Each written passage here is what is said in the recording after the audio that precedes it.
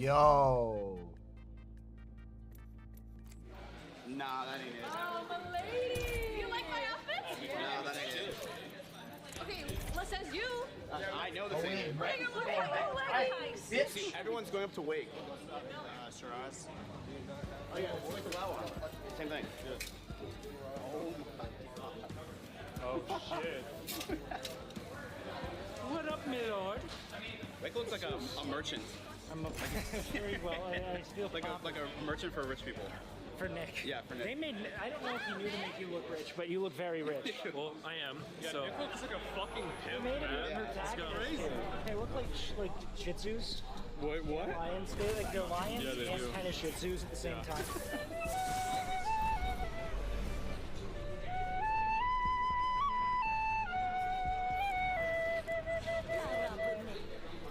You guys are there soldier? when the castle lands have been breached, and then the doors are banging in the hall, and you're all like, they can't get in, right? And the king's like, if it happens, it happens. The doors bust over. So we're just extras to die? You die at the end. You die at the end. Better than the beginning, like it normally is. Yeah. I'll take it. Sword is so. Should I keep the sword? Here, pals. I Block the ain't landing's good. one of No our one- It's been hot specialities. minutes since I played. Skull masters. I'm gonna die quick. Yeah, let's get it closer to the dugout. Let's get it closer to the Shove it down to the left. Sorry, Kings. I mean, I can full send it, but I mean. You guys are assholes. I was trying to eat a piece of pizza. I'll forget those. Can you do it again? Shot crazy. Holy fuck. Heaviest thing Bro. I've ever had on in my life. I feel like I'm under a squat rack right now. I got nothing. Great. Okay, let's Cool. roll cameras. Action. Alright, get in there. Extended heavy mag here. Level 3.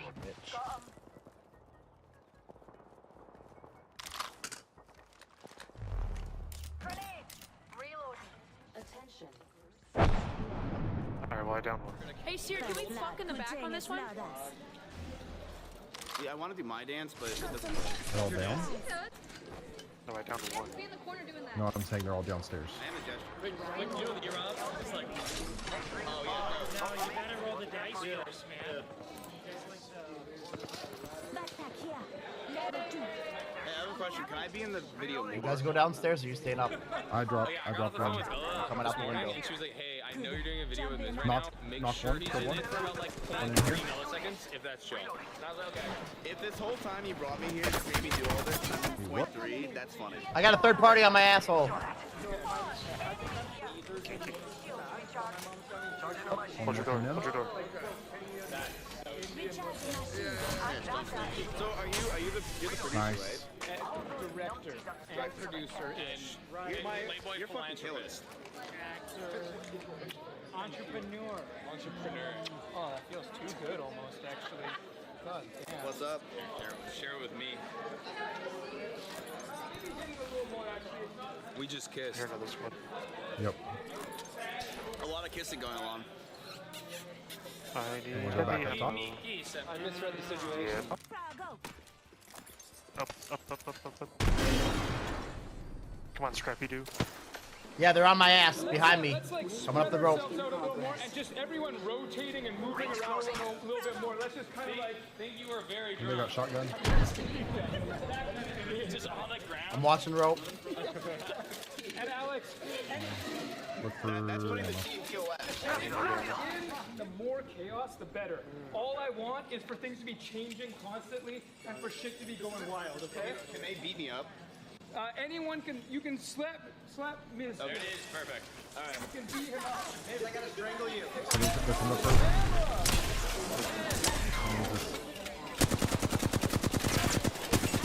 I need help. There's 3 coming. Coming. We're running. I mean, I held them off. My grenades fucked them up. They're all right. I held them off. They're not coming. Okay, we gotta get out of here anyway. You They're wanna probably jump that coming. out? Yeah, or that, or we go out the window down the middle.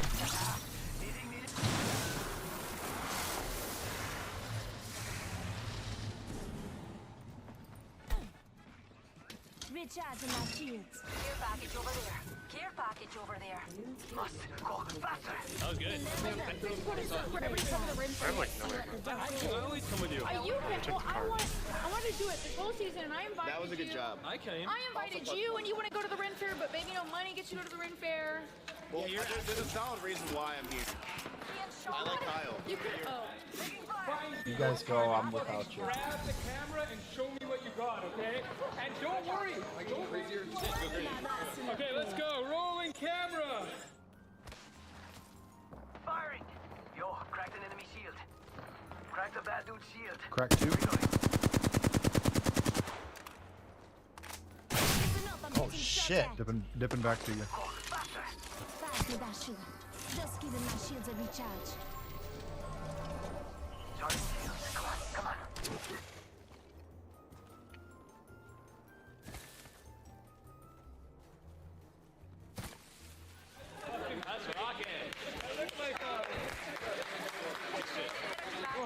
So yeah, we're looking at like maybe 0.2 seconds. Fine. Way more. That's all. I actually use yourselves. How crazy does it look? Well, then we're having fun. I mean, you're basically to them dancing in silence. That's good. That's what we want. Jump pad here if you want it. God damn, like a fucking tank. He's literally a tank. Yeah, this whole thing on the interior is full plates. On my back. I had to use the jump pad to get out of there if you need it. No time to be tired. It's just like, not yours. Are you serious? Yeah. That's awesome. Being at the chapel. Chat, how does he look like Jesus? Jesus was not white. Oh, and Asmund, you can sit in the throne there. Okay. You kind of oversee Crack 1. Okay, sounds good. Punch in, have everyone sitting on chairs. You punch in. Getting out of here. What do you want? Or you just want? Where do you want me? No, maybe like far, like in the back. Right, okay. I want you to darken the chapel. Enemy over there. I was naked. And afraid. I had to pee, so I took all my clothes off. You've got to grow out of that. Why? I don't know. You want to walk around? Tell me what to do. I'm my dad. Hey, wait, what about the music video? We're done. Skip. Are we done? We're done. Wait, are we? Yeah, they said Asian girls only. We're out. And out. They're shooting at me? Yo, cracked an enemy He's low. shield. Reloading. Oh, I'm down. Yeah, just run that Octane's low. You can craft.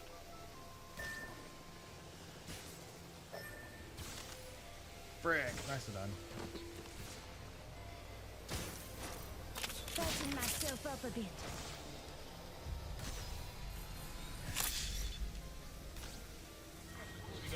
Yeah, I'm just gonna get a shot so everyone, crew, Pass me grab up. all the stuff and be walking. Can you still buy behind. banners? We're gonna walk towards the Yeah. chapel all together. As long as you have a support legend, you can craft banners. Okay. I knew they changed a bunch. I don't know if they kept that or not. Replicator on its way down. Yeah, it does. Sorry, I'm streaming. It's not even just the support legend that can do it. Just as long as you're on your team, anyone can craft them. Oh, sweet. I think we should do that. I like the book. You're like a natural born actor. Me? No, this is me. This is me. I am. I don't know what I was thinking. I'm sorry. I'm just a gesture. You may keep your head. You can pop the E back and then Replicator there. Emmy, why did... Take it from the medic. You wanna use it. Never mind. Spit it out. Well, I'm just wondering why no one sat next to me. 1 minute till ring cross. There's no fucking room there. Oh my god, it's so hot. You guys are such crybabies. Do you understand? It's really hot. And I'm not, but am I crying about it? Ring's not that far. Fix it. that's far back I in lost there. weight being here. In fact, I hit all of my calories for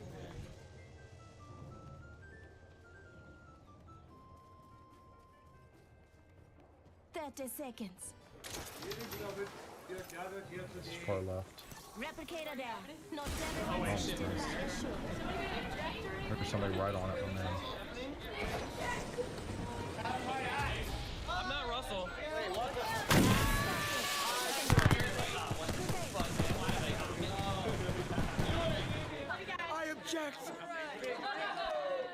I'm down to be the ring bearer. Okay, do it. I'm losing chain links, boys. Looks like I'm inside the ring. I've done it. So as the ring Here's the ring.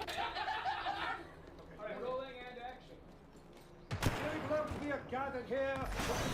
It's a scrappy boy. Patch me up. Oh, you left the door open.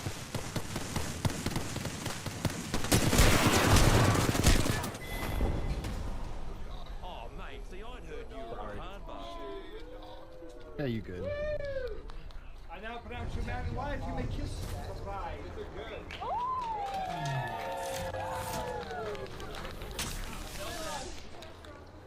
Mary. Is that good? he's ordained, but. Oh, sorry. All right, Wake. Got me This an case is upgrade. either $1 million or 1 penny. What? So what happens? Deal or no deal? Yeah, deal. Wake. You made Is it a gym? a good deal. Wake, congratulations. You're now owner of Iron Forge Gym. You're actually in debt. Yeah. If I roll over what? Okay, if you roll 20, you're good. If you roll 1, you die. In real life. Oh, That's not great. Is that like a stab? no, that's like. That's a sweaty bear hug from me. Yeah. Bring it in. Oh. Should I wipe my ass? 3 if I should. Nope. 18. I will. Roll under 5, you're a bottom bitch. Charisma check. Oh, it's so easy for him. Anal. I was rolling for you.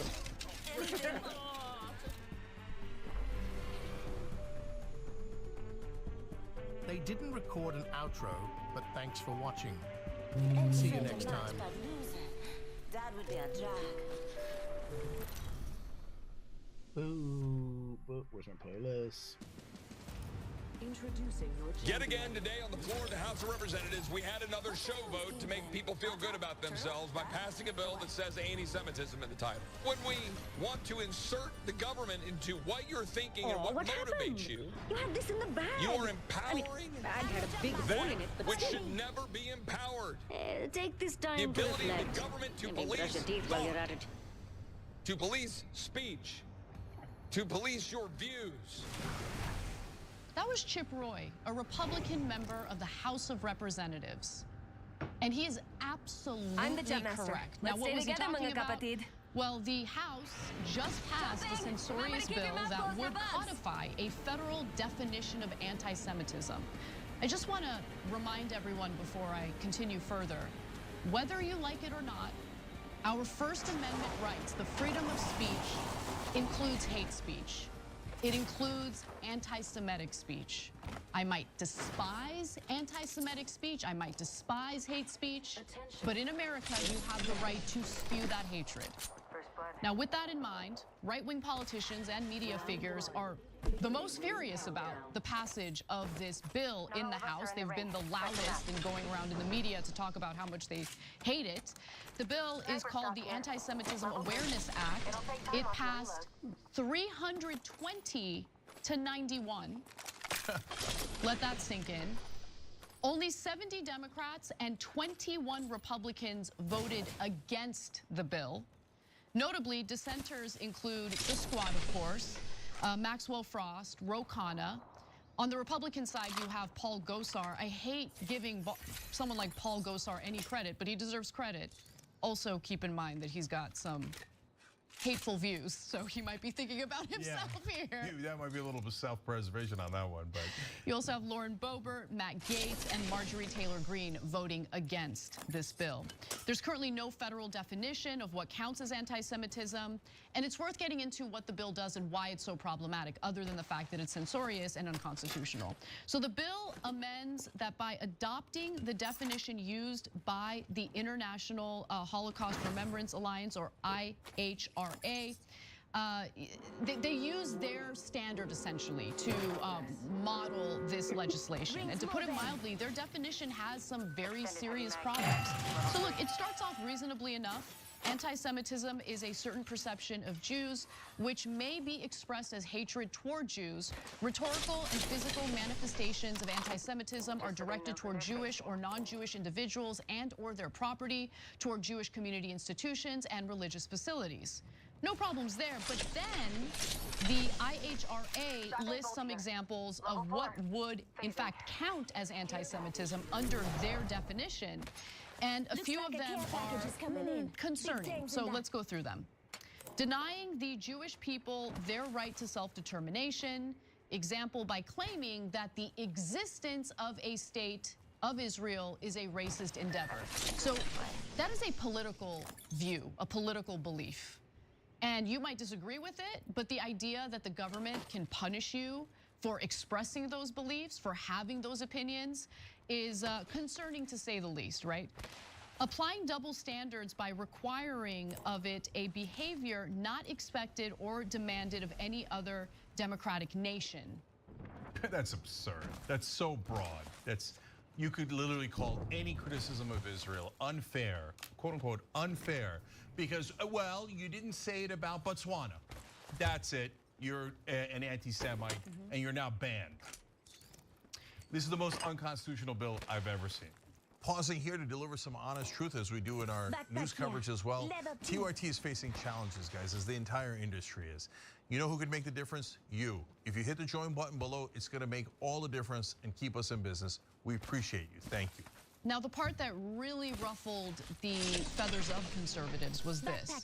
Using the symbols and images associated with classic anti-Semitism, so examples, Jews killing Jesus or blood libel to characterize Israel or Israelis, drawing comparisons of contemporary Israeli policy to that of the Nazis. So people on the far right, like Charlie Kirk, for instance, and Tucker Carlson were pretty furious about that. I want to jump ahead to their statements about that before I go to conservatives who I think were a little more concerned about protecting free speech. Charlie Kirk said, did the House of Representatives just make parts of the Bible illegal? Tucker Carlson said, yes, the New Testament. So do you want to address this part of it, Cenk, before I go to the free speech components that other conservatives are worried about? God damn it. Yeah, look, so tons of the things that they've got in the fucking definition run, are bro. concerning, right? Like, Just I wouldn't run. want any of Don't it. For even stay example, there. They're all right on me. They're referring to is saying, oh, They're the on me Jews from killed. behind. They're gonna, this is probably getting third party here. Which is, I think, one of the dumber, I mean, all the anti-Semitic tropes are dumb, but that's among the dumbest ones. Jesus was Jewish, so how could you possibly blame Jews for killing Jesus who was Jewish? And it's not true, the Romans did it. Yeah, blah, blah, blah. I don't need to get into it, it's absurd, okay? But, so that's why they're concerned. They're like, whoa, whoa, whoa, whoa, okay? Now, we need to be able to say that the Jews killed Jesus, okay? That's part of the issue here. Now, in terms of blood libel, well, wait a minute, that can go in two different directions. And this, now we're getting to the core of the problem in this bill. So traditional blood libel is usually, almost always Christian communities that said that Jews were killing Christian babies and drinking their blood. Sound a little like QAnon? Why the fuck? Yeah, that's kind of where QAnon got it, this anti-Semitic trope that's been around for hundreds, if not thousands of years, right? So that's one of the worst, most clearly anti-Semitic, etc. But now, pro-Israel supporters are saying, if you say that Israel is killing anyone unnecessarily, blood libel. And the consequences... Well, then you literally can never criticize Israel. That's, I mean, I think that's the point, Cenk. Of course, that's the point. They're literally making it illegal to criticize a foreign government. And what would the consequences be, right? Well, and by the way, of course, this passed in the House. It would need to pass in the Senate. It would need to be signed by Biden, which I have no doubt he would sign. But if it was challenged in the courts, it's unconstitutional. You can't punish speech in America, even hate speech, believe it or not. So the bill would allow the Department of Education to cut off funding to academic institutions that tolerate behaviors seen as anti-Semitic under that definition, okay, if it were to pass and get signed into law. Yeah, and now let's talk about, wait, does this apply to everyone or only Israel? Israel. Okay, so if, for example, Muslims are deeply offended. Need to recharge my shields. Oh, that's okay. Why is it okay to offend us? Pretty sure we're not alone. Now, are Muslims from time to time offended in Plan America? actually works. Nice job. Are we sometimes the victim of horrible Islamophobic stereotypes? I've been called a terrorist literally thousands of times. So whose funding can I block? Oh no, Muslims don't count at all. You could offend them all day long. You could say anything you want. And how about Christians? Oh, Christians you can offend all you want. No problem at all. Listen, in this context, no one should matter. Based on our Constitution, no one matters in regard to special protections from feeling offended. That's exactly what I'm getting to, guys. So this, I think this makes potentially makes anti-Semitism worse, not better, okay?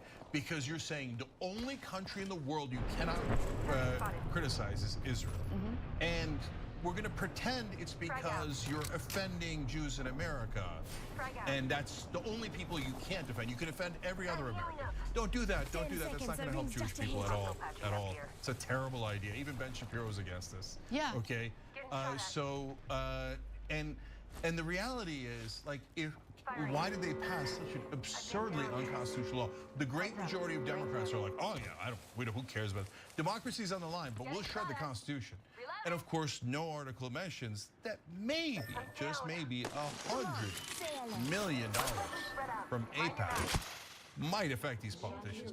But by the way, if you say that after the bill passes the Senate and is signed by Biden, what I just said might be illegal. Illegal in America, even though it is actually absolutely true. Last thing here. I mean, imagine this hypothetical where Turkish Americans spend $100 million in campaign contributions, and with these giant numbers, almost all the Democrats, all the Republicans are like, oh, of course, no one is allowed to criticize Turks in America because they're offended. And like, so you call Cenk a terrorist? Oh, that fuck! used to be You weren't Tuesday. dead yet? Now it's illegal. I mean, it's absurd. It's insanity. So Matt Walsh said the vast majority of Republicans just voted for a bill to criminalize criticisms of the Israeli government. If the bill passes, you will be guilty of hate speech if you apply double standards to the government of Israel or accuse it of genocide. This is honestly one of the most insane pieces of legislation I've ever seen. And he, of course, works very closely with a staunch defender and supporter of Israel, and that person, of course, is Ben Shapiro. Luckily, he agrees, saying, well, he agrees in a way where you end up disagreeing with him. But he says, our campuses are left-wing activism training centers. Remove their taxpayer funding. West Virginia minors should not subsidize gender studies major Hamas fans. None of that makes any sense. Yeah, seriously. Okay, but he says the solution is not to pass a bad bill, adding yet more free speech violations to the giant free speech violation that is Title 6. Yeah. And then I really appreciate Batia Ungar-Sargon. I do disagree with her on Israel. However, she's one of these people who's a good faith actor, will concede when it makes sense, and you can actually have a conversation with her. And she actually made your point, Cenk, and I really want to give her credit for it. She says, it's nice to see bipartisan support for Jews, but this congressional bill to expand the definition of anti-Semitism is bad for the U.S. and bad for Jews. This country was literally founded on the idea that there should be no government reprisals for speech, including hate speech. And she's right about that, so I give her a lot of credit. Thanks for watching The Young Turks. We really appreciate it. Another way to show support is through YouTube memberships. You'll get to interact with us more. There's live chat emojis, badges. You've got emojis of me, Anna, John, JR. So those are super fun. But you also get playback of our exclusive member-only shows and specials right after they air. So all of that, all you got to do is click that join button right underneath the video. Thank you. We can't go through that. Today, we are doing a Bro vs. Bro. The goal, very simply, is to find out who the better gamer is. But you might be wondering, how do we do that? And the answer is simple. We are going to play a best of 9, aka first to 5 games, and we have 10 total games to choose from. They're split across 3 sections, a neutral category, which either of us have a chance of winning. The games there are Battleship, Pong, Rock, Paper, Scissors, and Tetris. And then we have games that advantage us. So you have 3 games we're going to get into in a little bit, and then I have 3 games that I should be excited about. First wins 5 games total is our champion. And then they get the tweets on the losers account. Make sense? All right. So for our first game, tradition. We always start with battleships. Okay. All right, you placing your chips? Yeah. Okay. I'm gonna do something fucking crazy. This didn't have to happen, but it did. Fucking psychopath. Oh yeah, that's clever. That is fucking clever right there. I would like to go E. What's the final number available? Oh, I'd like to go E10. You know what? I like that E row. Let's go E2. Are you sure? Yep. That's a hit. Lucky guess. But Linus, did you know there is a very well studied theory with Battleship? Yeah. That the first person to hit loses? No. Oh, okay. People who shoot are often scared to get shot at the same location. Pause. Yeah. We forgot to play with the correct rules. You are allowed to shoot again because you hit. Oh, D2. Swing and a miss. All right. There's a theory. Yeah, okay. E2? Take your hit. But there's a second part to the theory. Yeah. E2. No. I mean, obviously, I wasn't going to... I can feel it in your stash. Come on, Louis. You know what? I really like H1. That's a miss. This is gonna be a good fight. E3. E3 is a hit. E4. E4 is a hit and sunk. I sunk your destroyer. My submarine.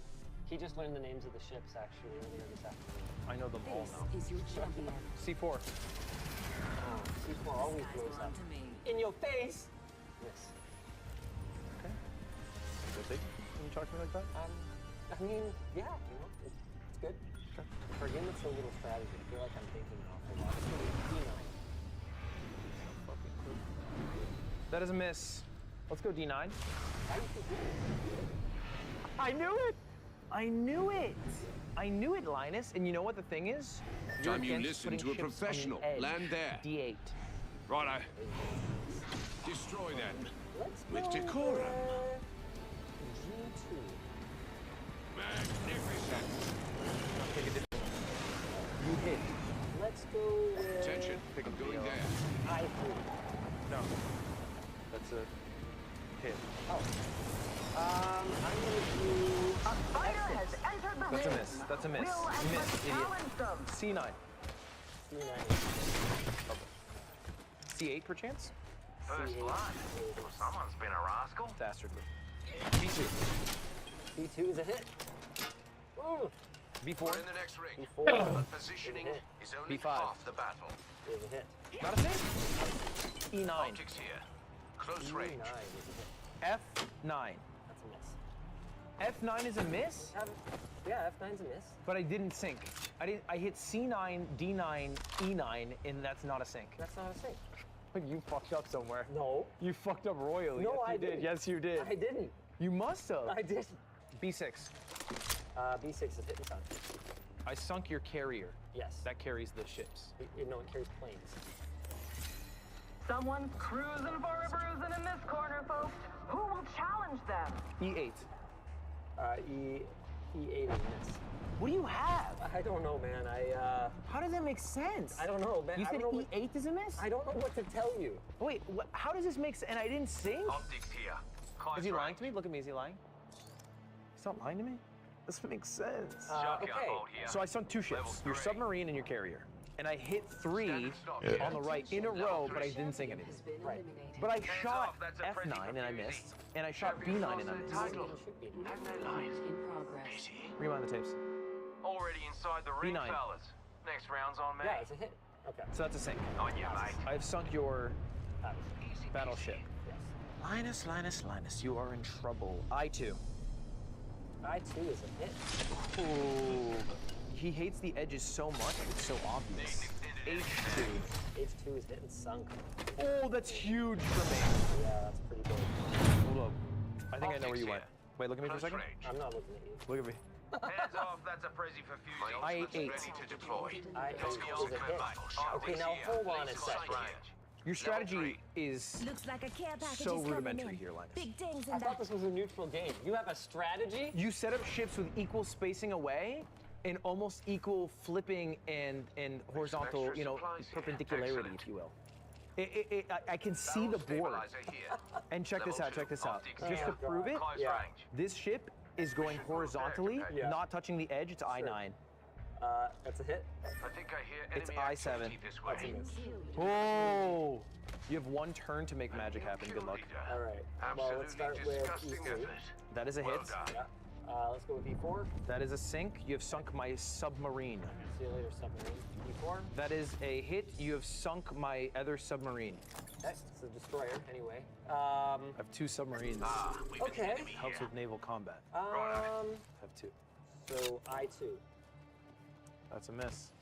Bummer. Good sir, can I go I-10? That's it. That's a game. Pleasure. GG. Charming spot. This is my board. So the one that you didn't start on too. The one that I didn't start was tricky. Yeah. You did catch on that I had a 2 thing going. Yeah. But you didn't venture more? Get your asses back here. I'm covering you. Yeah, no, I'm telling you, this is like, if AI were to develop Battleship opening, it'd be this. Oh my god, and I almost died. Goodbye. Okay, right, loser picks. That's right. So I should probably get a W under my belt here. I would recommend that. Why don't we go with Beat Saber? Okay. So what should we go with, folks? We could do Fit Beat. I mean, you're fit, right? Yeah? All right, let's do Fit Beat Expert Plus. Okay, sure. Yeah, whatever, play it. Then we get to see him play.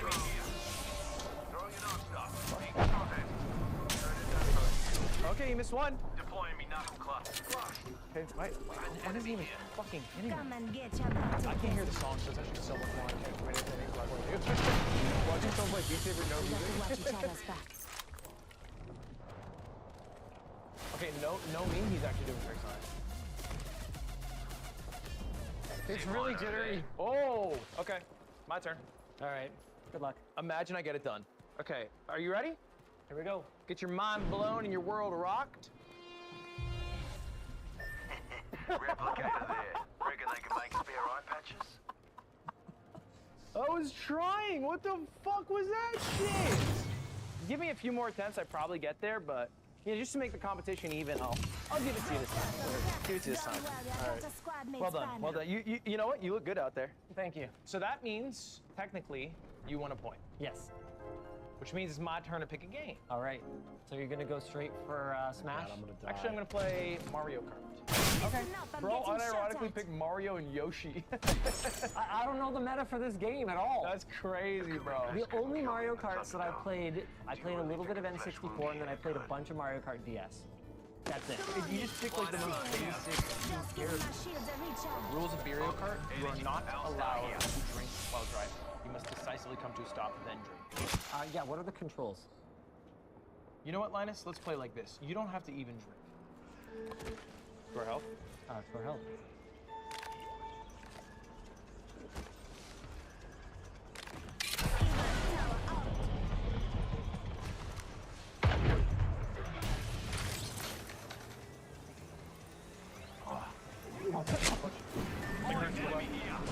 It's the worst game I've ever had in my life. Oh my god, this is what a second feels like. Yeah, I think I'm gonna lose this pretty bad. Yeah, it's gonna be fucking horrible. Yeah. Can't give me a second beer? Oh my goodness, there's bumps all over the map and everything. I don't even know what's going on. There's meatballs. There's giant meatballs. Oh, you already got. A child like You already got him up? What the fuck am I doing? I've seen meatballs going down the mountain. Bro, that's a boulder. Well, yeah, it's a meatball boulder made of meatballs. What is this lore you're putting in? So how hard are you gonna like stunt on me here? I'm gonna go for a second beer. You're gonna go for a second beer. Sir, a second beer is just hit the towers. Do you remember 9/11? Yeah. Where were you? I was in my bedroom. That's a suspicious alibi. Are you sure you were in your bedroom? I'm very sure I was in my bedroom. I'm worried what Linus did on 9/11. How old are you? I'm 37. No, on 9/11. 2001. 23 years ago? Yeah. 14? Oh, I don't trust him. I thought you were gonna drink a second beer. I am. Okay. Oh, so you're just gonna stop right at the finish line. I see. And you're gonna chug it. Yeah, it seems like kind of a hack to just chug the whole thing. See, I thought I was being, you know, kind of abusing the rules and stuff. But then it turned out you were gonna do exactly the same thing. I mean, you gotta give him credit. Guy's a gamer. Although I would like to point out that I had a higher overall volume of liquid the first time. Can't give me a third beer. Oh my No, God. imagine. You are not even. Damn. Linus! GG. It's a win for me, which means it is once again time. I mean, if we don't do Drunken Fight Simulator after you've had 2 beer, I think we're not really doing it right. It is fitting. It is fitting. We're gonna jump right into it raw. Okay. A best of 5. Am I the guy on the fucking ground right now? Yeah. Is that you moving? I'm not sure. Look, you asked me for games that would be fun for the stream. How do you move? I don't think it's supposed to be quite this bad. What is this fucking game? Now I can't turn around. My guy will not turn around. I really think it might be broken. If you were in front of me right now, I'd fucking kick your teeth in. I'd think we're doing practice together. You look like we're in a fucking martial arts class for 50-year-old retirees. I'm coming. You know what? No, I got a plan. Are you ass kicking me? What is it? Are you kicking me with your New kill leader. Is that your big plan? I came up with a plan. You don't have to like the plan, but you gotta respect the plan. Good luck catching me. How did you do that? Come at me, bro. Let's go! Oh, that was a good kick. I'll give you that. It was a good kick, Linus. I'm coming back to the cage. Dude, I'm losing to a fence, man. I'm losing to a fucking fence out here. Dude, there's no way.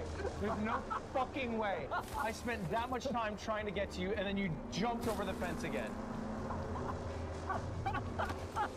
You're pissing me off. Oh, man.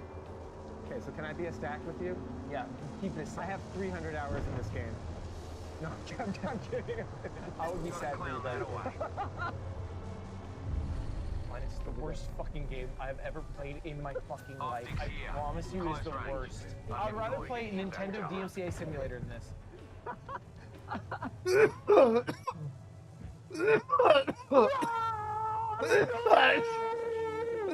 The animation. That's it. That's the end. The end of the game is I just lie dead on the floor. Why did you recommend this game? Got no medkit here. I never played Tekken 8 in my damn life. No, I'm going Nina. Spread out. Nina versus Panda? Yeah. Okay. I think we know what would happen in the real world. I would We should move here. beat you as the Panda. Yeah, probably. Okay. Going some. You have a gun? Yeah, yeah. Wow, that's so sexual. Wow, that is some furry shit right now. Okay, so it's best of 5. Wait, it's 3D? I need to figure out the controls. I don't. Wait, Oh, okay. I can't. I mean, well, that's good to A heat smash, apparently. What are you doing on the ground there, Paul? Which I am checking my controls here. Realize you're lying down on the ground. I don't even know how to jump. Were you baiting me for a rage? Were you baiting? Oh, you blocked it. I know, by accident, honestly. How do you grab? I don't know. All right. Someone help me with the controls. I don't know how to jump. D-pad up. It's not doing it. It worked for me. You have to hold it. What? You gotta hold it. I'm telling you. That's stupid. People don't jump in this game. Apparently, you're dumb. All right. Well, that's fine. Wait, time! What? I beat you in the last fucking second. I think it's pretty clear what's happening in this one. Another squad strikes. Act swiftly. Jesus fucking Christ. Oh, fuck!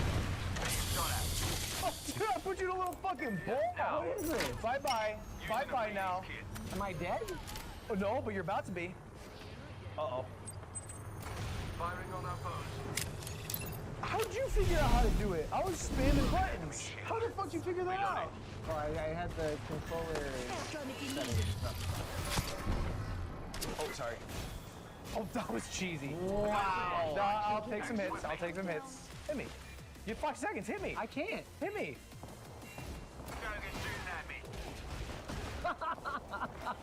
Alright, GG. Linus, it's not your game. I'm gonna say that. No, definitely not. Hey, let's go back to Tekken 2 days. That's fine. That means I get to pick the game. So right now the score is 3-2 in my favor, and you want to go Towerfall. Yeah, let's go Towerfall. Okay, let's do it. What do you think I look the most like? Frag thrown. Assassin The ring Creed. isn't far, and That's the with nicest 1 thing you minute ever to said make to me in my victory. Splendid. Oh my god, Enemy these controls though. Enemy here. Oh, Another this squad is, strikes. man, this is Act gonna be swiftly. nasty for me. Replenishing my shields. Whoa, whoa, whoa. That was L2.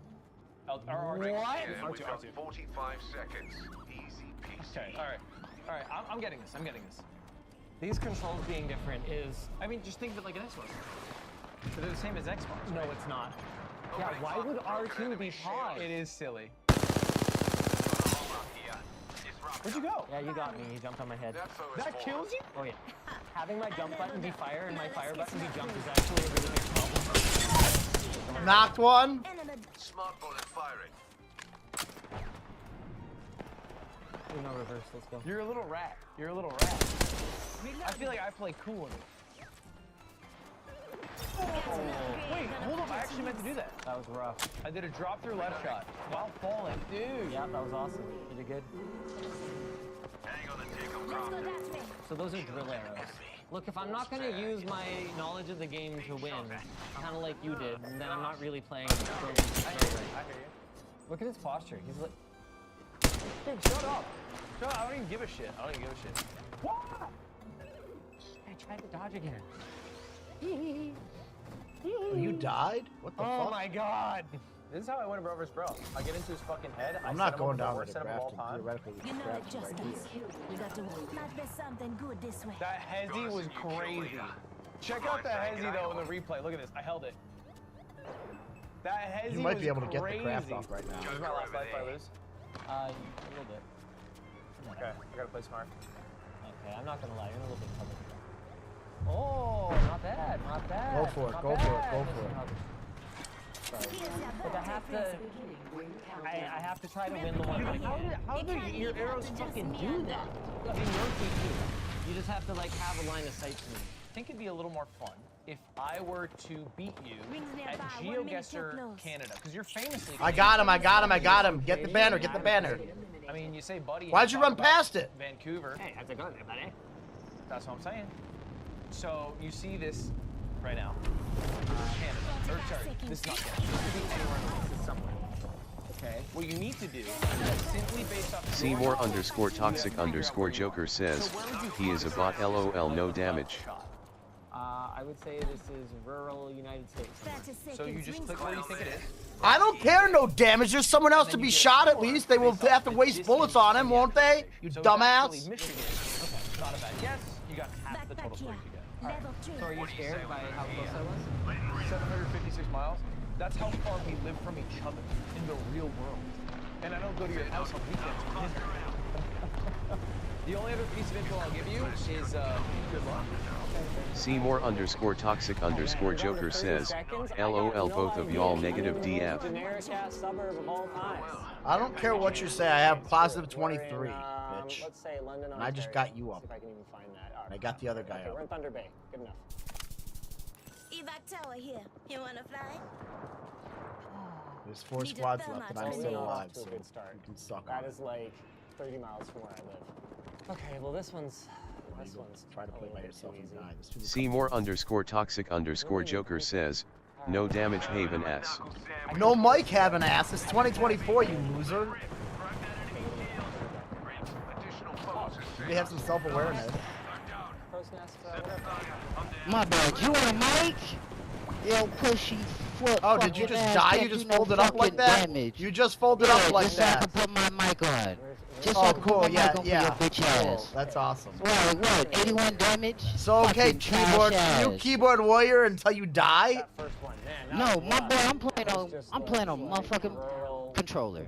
Well, I'm playing on playing on keyboard and mouse, so suck a dick. I can push the top on still top. Keyboard and mouse, 81 fucking points. Super Skeletor says, Silent MF. How am I trash when you're dead? So you're a little bit more trash. Wait, I'm dead, putting out motherfucking almost 1,000 damage. All you do is fucking hide, fucking rat. I'm gonna go Quebec.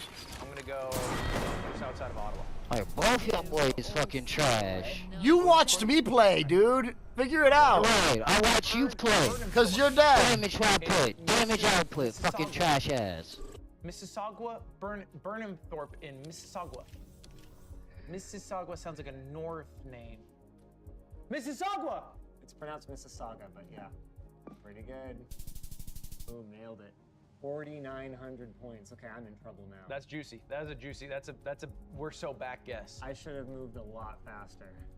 Call me crazy, I'm gonna go back to Calgary. Oh, 705 area code, that's Calgary. Nice. Well, you got signs here. You got this. You got this. .ca means Canada. Chris Curtis, a progressive conservative candidate for Dartmouth South. I'm a little stressed out. I actually don't think I'm... Canadian recycling. Hey, thanks. Okay, that's a good guess. That's a good guess. Yeah, I'll take that. That's pretty good. Nova Scotia. Nova Scotia. I need to bink this. Oh, I could win. Chill, chill, chill. I didn't realize how few points you get for being really far away. Chill, chill, chill. Does it say Manitoba? It looks like it says Manitoba. It does say Manitoba. So let's go to Manitoba, which is really fucking big. The 9 south and the 4 east to Selkirk. Selkirk, right there. Oh, he's got this. Right Dude, there. He's got this. And there's the 4. Wait, what was Linus' score? 10,324. So if my number is higher than that, I win. I think you got it. I think you got it. Stimmed up and ready to burn. All right, GG. That's crazy! That's crazy! GG. Oh my god. I can't believe I screwed up that first one. Oh my god. Dude, the Vancouver mess up? Well, okay, Linus, because of that, the score is now 4-3. It's not over. You seem dejected like you lost. I get to pick the next game. All right. You know what? Let's go with the game of my generation. Fine. I was afraid you'd say that. AJ Shea leading the way.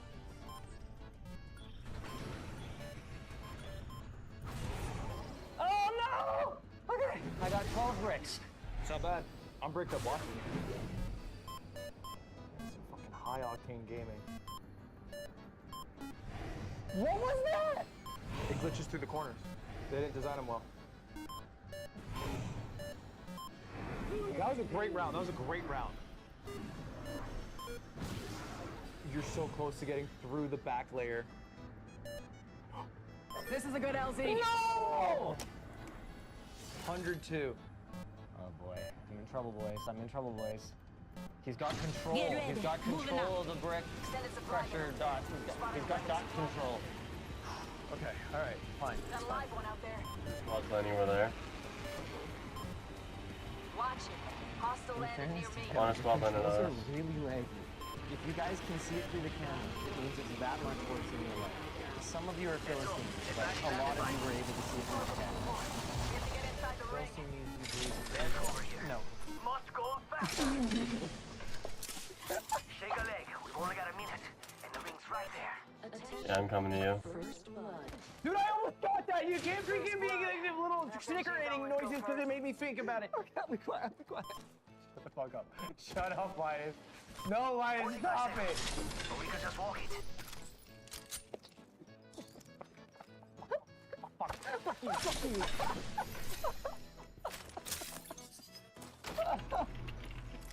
Can I say 2 things? First off, it wasn't laggy. It's really laggy. It's not laggy, look. It's super laggy. It's instant. Watch this. Give my shield Finger a flick recharge. again. Charging on my shields. And it starts moving. That is really bad. Blood might be right. Look, you can't argue with me about input lag. We can't argue with you about. I mean, lots of things. You could argue with me about vasectomies. He doesn't respect me. I don't think he can. All right, Linus. Yes. You beat me in brick. I did. It's 4-4. It's 4-4. We have 2 options. You lost the last game, so you get to pick, right? Yep, and we have 2 options. Okay. We can either play a game known as Tetris, or we can settle this segment. Okay, best of 5 RPS. Winner tweets on the loser's account. What I want to even tweet on his account? Go hard on! I'm down. You didn't think you were here. Winner of this RPS wins the Brovis Bro. It's considered the better game. But it doesn't make sense. Why? Because it's not even a, I mean... Is it not a game? It's the ultimate game. It's a game of the mind. There's 0 technical input involved. You know what? Honestly, I'm happy we made it this far. Because unlike other people, I don't play video games for a living. Just a scared. One What are you second. talking about? Rock, paper, scissors, shoot. Come on, Mitchell. Say it. Rock, paper, scissors, shoot. You're a crazy kid. Rock, paper, scissors, shoot. Oh, ammo. Shit. I'm just gonna rock the whole thing. All right, that's fine. That's fine. That's good. I gotta switch. Rock, paper, Do you have scissors. heavy ammo on you, Octane? Bring him home. No. You didn't. Rock, paper, scissors, shoot. Holy shit. Rock, paper, scissors, shoot. Wow. Scissors. What is your fucking dark, twisted mind? I might be dead I here. don't know, man. Rock, paper, scissors, shoot. No, it's alright, they suck. Brutal. You're in my fucking head right now, man. I'm not though. Chill out. Rock, paper, scissors, shoot. You sick fuck. Who goes rock there? No, I don't know how to. I don't play this game. Stop beating me and saying you don't play the game. This is a game for my kids. Look at me. Ooh, that's weird. You can't make that face. What face? That's ew. It's really gross. What do you say ew is my You want to res him over there, Can I ask Lifeline? one question? I really don't think that's part Did of you the get game. him? Do you shower in the morning or night? Yeah, I got his band. I'm a nighttime shower. Let's go. Okay. Okay. Rock, Where's paper, the scissors, stick? shoot. Oh, it's a button. Do you sometimes shower in the day? Very occasionally. Fucking obvious. I actually bath more than I shower though, so I guess I kind of. That's why. Is your heart not racing fast? I'm not. I'm stressed. I want to win. I like winning. Chill. Rock, paper, scissors, shoot.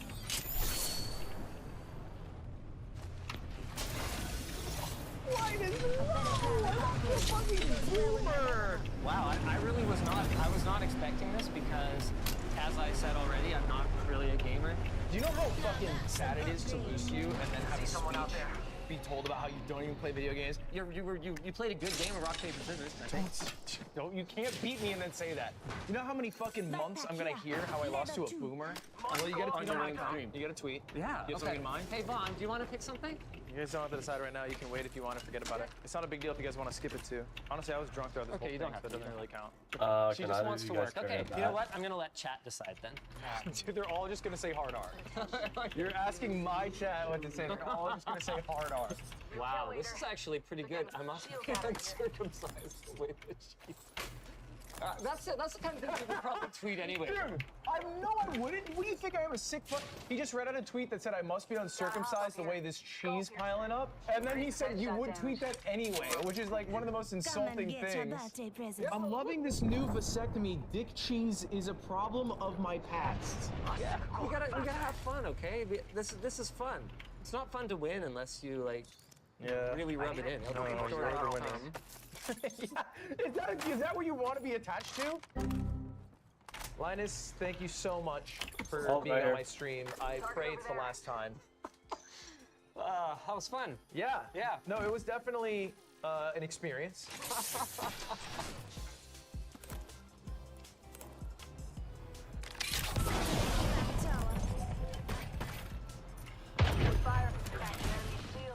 Let's move on to Congress. This is the most important segment, I think, in terms of what matters for Washington. As you can all see, the Youth Party, it rewards those who do their bit. And so there has been a motion to vacate against Speaker Mike Johnson by Marjorie Taylor Greene and by Thomas Massey in retaliation for passing the aid to Ukraine. However, Marjorie is now actually being attacked by even pro-MAGA Republicans who are like, hey, hold on a second. And she's getting in his face by the Democrats. So here she is asked by CNN, why are you going against Donald Trump's wishes and doing a motion to vacate against Speaker Mike Johnson? Here's what she had to say. Former President Trump has said positive things about the speaker and has said he doesn't favor a motion to vacate. Aren't you defying former president's wishes? Absolutely not. I'm the biggest supporter of President Trump. Yo, what up? I proudly wear this MAGA hat. I fight for his agenda every single day. And that's You why I'm gluing fighting up? here against my own Republican conference Let's to explore fight that harder way. against the Democrats. Mike Johnson Trying to figure out a way to under get the to you, Department of to Justice grab that to you, wants but put there's... President Trump in jail. So as you guys can see right there, I mean, No, Marjorie is no. fighting, but this really doesn't matter now because the Democrats have basically Let's made talk about when we a were moot fighting. point. And Mike Johnson I is wasn't actually the most powerful position he's been in a long time, ever since that Ukraine was passed. Here he is in responding to Marjorie. Let's take a listen. Let's talk about your future. Yeah. Marjorie Taylor Greene. No fan of yours. I don't think she's pretty. No, I don't spend a lot of time thinking about her. I've got to do my job, and we do the right thing. And let's follow the net. And that's my philosophy. That's how we're governing. We're gonna keep the train on the track. Not just what we're Why is it making noises? That there's a conservative agenda that is necessary to get the country back on the right track, and the way for us to do that is to keep and grow the House. So I try and go majority. out of the zone to Descending come into get all those, chaos right? and closing the House down and vacating the chair again is exactly the opposite. The opposite of what needs to happen, of course, because whenever you pay the piper, then you get rescued. Here is a friend of the show, Glenn Greenwald, flagged just how much of a double-faced, person Mike Johnson turned out to be. Here's the issue of Pfizer, by Glenn, and then recently he just passed the Pfizer reauthorization. Here's what he sounded like. That is what keeps us up at night. We're worried about what has become of these agencies that have such broad and expansive powers. Do you see what I mean? He's not just saying he's going to vote yes or no. He's saying this issue, this concern, this... Hey, this is dangerous. What? Keeps me up at night. The secret ability of the U.S. security take to spy on its citizens with no limit. It keeps him up at night, he said. Just as the virus Bring legislative reform to do our best to ensure that these abuses cannot happen again in the future. He said the only thing we can do is bring legislative reform to ensure these abuses do not happen again. He becomes speaker. There's pending legislation to do exactly that has bipartisan support to do exactly that, to reform the powers of the U.S. security states, and they can no longer spy on us in secret and abuse their spying powers and other powers for politicized the message. He said that's the thing I'm here to do. Listen up, I'm getting shot at. About face, and here's the best part. Democrats are going to save him. They've decided and they've announced that they will rescue Mike Johnson when he faces that House meeting with Wyoming sometime. You could raise to your left or by terminal. In exchange for that Ukraine aid package. I think it's just barely not in his zone. To go through. I mean, that was he made it really clear. He went and made it really clear. You mean- As soon as he got in, first person he called was BB Netanyahu. No, yep, that one, yeah. Passed some resolution about anti-Semitism or whatever. It's not only the FISA piece, but he also just passed the bill codifying as they had that into him, and it was like very clear that the only way to get it through was to package that with Ukraine aid and all these other things. It is astonishing to me that the Democrats are going to save this guy. Like, I understand it from an ideological perspective because the minute that he passed there, you Literally Churchill. Yeah. This is his 1938 huge selling weapons to Ukraine and bankrupting. The car's just outside of the zone if you want it. So, ideologically, Yeah, there's a full squad. There's a full squad up on the they also probably see him as easy to manipulate because he probably is, because he's very inexperienced. He came out of nowhere, and now they're like, can just take him into some classified briefing and scare the shit out of him and get him to do whatever the hell they want him to do pretty much. From that perspective, I understand it. From another tactical perspective, I don't, because there were some rumors that if you did have a successful motion to vacate and you threw it back into this previous chaos, there were some rumors that there were a couple of moderate Republicans who were actually going to switch parties that were reported.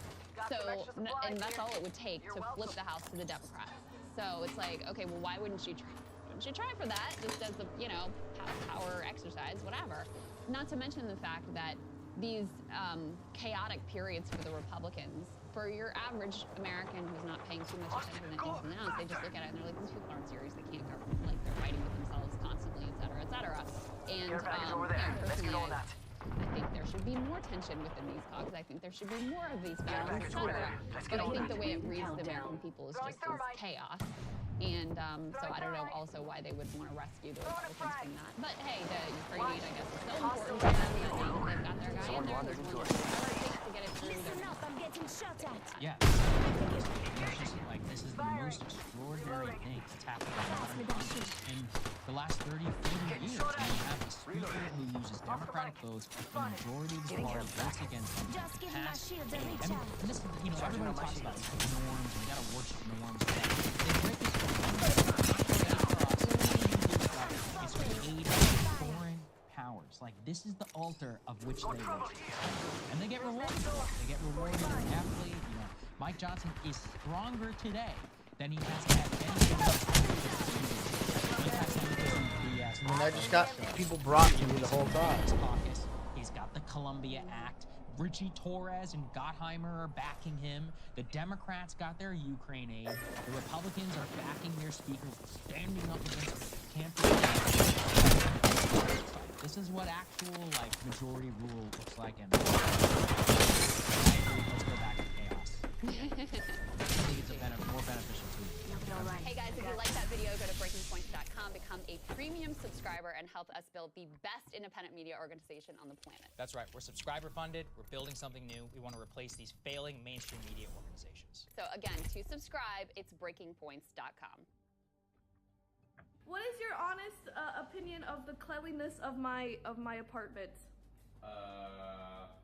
Outside is fine. Your washroom is not that clean. But What do you mean? Wait, let me show. it's a little bit chaotic for sure. Okay, so like, the thing is I don't understand is why that- is your clothing in the washroom? So like, Shit, I gotta get my shoes off. oh no, don't worry. Okay, so I have this habit of where I put like all my clothes on the ground. Well, no, I right? do the same, And then- totally. And I think everyone naturally has that habit, honestly, like psychopaths. But like, it's clean in here. Yeah. So it looks good here, but I just put all the clothes in there, like. I mean, I guess there's probably gonna be more dust. Repulsors check. Stabilizers Yeah. check. Yeah. You're probably doing yourself a Oh my God, chat's saying L. Are you an WLer? I'm a W'er. Yeah. Oh, of course. But do you say like W and L a lot? All the time. Really? You need 2 L's? If you're with me, What's I'm 2 L's, with you. 45? So okay, so this is 2 L's. Yeah, this is L. Really? Introducing your champion. But like, see, you have a closet that is not being used. Yeah. So should I just move all the clothes from here to the closet? Just hang it up. Yeah. Okay. See, that's the issue. Is I just don't hang it up. So yeah, that is probably my. All the time it does take time, but there is something said about like once everything's fully hung up, it's several mornings to just look at it. I know. I don't want to take the time to do that. You spend most of your time anyway. Yes. This is the living room. I mean, yeah. I usually sleep on this couch. It's You're a cat sleeper? I do. I've slept. Let's make a on varsity couch, play like, for the death. I love this part. This is where your timeout zone is? I'm gonna jump right behind there. Yeah. I don't know what the point of this thing is. Okay, heater. Okay. Wow, this is like what's behind the door. Wow, look. Wow, very clean. All the things. Yes. So much. Yes. The. Yo, in-house. I know. I remember I used to So what would you have to do? Go get my shit done. What? Like nearby a laundromat? Go to like a laundromat. It was awful. This is, if you've ever lived in the other situation of not having it, this is the Rings greatest. nearby. Yeah. 1 minute till close. I've never had like a non-washer dryer. Sometimes when I'm on Thank tour, God. if I don't, because there's no, usually Enemy you go to spotted. hotels and you don't really Prowler SMG here. I'll just put soap, hot water in a bath, and I just 45 seconds. Rings just up ahead. Wait, what? I'm asking because a lot of the time it's just like sweaty clothing on stage, so you're just like, Oh, you get out, wow. you're like, man, that's Like that's a lot of sweat. But Fox 3, visual clear. but, like, Good tone. how do you dry it? Frag out. Like you just. hang it up. Oh, and Or it's sometimes if I hard. need it sharp. The immediately, ring's near. I'll And like close use and salty. the air blower, what hair dryer. Oh wow. Okay, that works. The hair dryer. Hemlock here. Okay, the Alright, kitchen that I barely use. We got forks. Yes. 200 forks if needed. Level 3. Rice cooker, what is this? Oh, that's a little egg cooker. It can make boiled eggs, but I haven't. You used like boiled eggs? it. Yes, because that was part of my regimen for the GAT challenge. Why don't you just crack it open? Oh, like raw? Like an insane Well, actually, Nomani, did you know that Listen up, you the get ring's more moving. protein if it's cooked rather than solid, or rather than raw? So that's Really? what Wake I told guess me. that makes sense because like the proteins would solidify. Yes, exactly. So it is better to actually cook it than to eat it. Like. Look at this, chat. She's Got fucking some extra insane. supplies. Lean, ground beef, but in a roll. The last time I did this shit, the last time I had one of these, I was at university, and I was like, oh, it's cheaper, I should buy it, so I bought it, and there was like bone. There's a mobile respawn beacon. Yeah. Not a good fan. I always get the lean ground beef, the tube beef. Well, maybe yes. maybe it's different in America. Maybe this is actually how they typically give it. But if you're not, I would say, I don't know, chat. Press 1 if you agree with me. Press 2 if you don't. Press 3 if you're just an op. But long story short, I would say meat is the only thing that is important to buy at a nice quality. Vegetables are like, in my opinion, Ultimate accelerant here. whatever, like, Check it out. you have Evac tower here. If you like flying as much as I do. But That is fair. what do you think in the freezer? We should maneuver Oh to yeah, that this area. is my fridge. This is good flavor though. Yeah, I really like it. My favorite flavor is fish food. Have you had it? No, it sounds disgusting. Cinna Oh. though. Cinna made Accelerant here. chocolate chip cookie dough ice cream during the masturbation. That was ass. Wait, what happened? Okay, wait. So bad. She put so much salt in it. Oh, it's just really salty. Oh gosh. Oh, yeah, Like, no where are we fish. going? Why do you? That quadrant. I had a fire inspection come and I passed the test. Whatever that means. Wait, yeah, my fridge is quite empty. I mean, I have the essentials. What is this? Oh yeah, White the Claw essential Zero. drinks. Okay, perfect. Oh yeah, baby, and then 15 Wait, oh, it's non-alcoholic. yes, and then Why would you want to lemonade because they're great. I'm sponsored. Okay, and then yeah, this is the area. I got some chips on the floor. Yes, the Lego set I'm building. Calling on Bandit out there. Come and get your birthday present.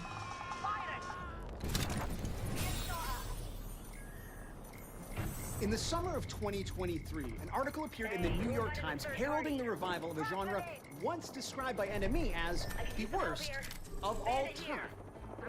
Nu metal. Reporter Jasmine Lee claimed that this genre, once known around the turn of the millennium for ball-bearing necklaces and gigantic Jinko trousers and hills, was finding a new audience with younger listeners thanks to TikTok and Y2K revival and enduring teen angst. The article was titled, "Are you ready? The nu metal renaissance is upon us." Jasmine Lee, which way should I go? Ready. Look, I admit it. The other I way. love nu metal. I am a nu metal Not guy. that way, the other way. People will say, you know that guy, This Sam way? Sutherland? And others will respond, oh, the nu metal guy? Never heard of it. I came of age with this music. This is some of the first music that I ever really liked. Nevertheless, there is no denying that over the last few years, a genre that's always been kind of popular but a little outside has seemed maybe actually popular. A few years ago, I went on the internet with the express purpose of defending nu metal against a heavy metal expert and anthropologist. We're going to see a lot of people saying this was just a flash in the pan and it should be stricken from the entire family tree. But I think, you know, tragically or not, the sort of tendrils of these bands exist in a lot of contemporary hardcore, contemporary metal. You know, we hear that. Don't worry, I got a squad mate Sort of say spanner. it, we hear a lot Don't of worry, I got a it's squad like, mate spanner. like herpes, I guess. That's the one that stays with you forever, right? Who knows here? Okay, nu metal is like herpes. Anyone know? Most Now, quotable let's quote. get an upgrade. Well, I'm Sam Dunn. I'm co-founder of Banger Films, and we've been making films and TV series about music for almost 20 years, including many films about metal. And that's really the shortest possible version as to why we're here sitting and talking about nu metal together. You're a bit of a metal purist, and it feels like metal purists, you don't love nu metal. Why? What is it about nu metal that thing I'm real, inside the ring. like, hardcore metalheads, it just doesn't always do it for them? Well, I mean, first of all, purists are the worst. Right, okay. We're Got a picky and we're replicator coming opinionated down. and we're fickle. But, you know, stepping back and taking, I guess, a more observational perspective squads on are why gone. a I'm lot fine of metalheads did not resonate Please with res nu me, metal bro. in a nutshell was because I think, in many ways, aesthetically, it didn't seem like metal. God damn it, to that's what I many get for of trying to help us. this douchebag. And so what does that Nice mean? try. Well, it didn't have all of the attributes call of me? metal that we had grown so accustomed to for A douchebag decades like you are. prior to the nu metal explosion. From the simple, mundane things such as long hair and a certain style of dress to the importance of a guitar solo. And we could go down a deep rabbit hole as to why guitar solos matter to people, but metal was the one place from a purely musical standpoint where, like, the solo was a deeply celebrated and revered element of the music, and nu metal, more or less, and there were exceptions, did away with the guitar solo.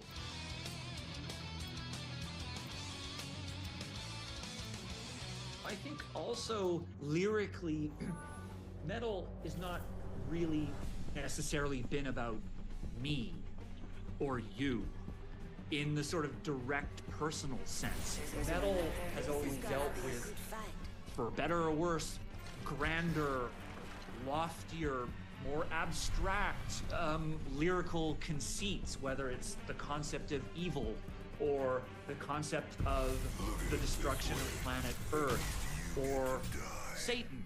You know, these are much more abstract, in some cases literally or figuratively otherworldly subject matter. And what you saw with nu metal was this sort of sense of, this is what I'm going through.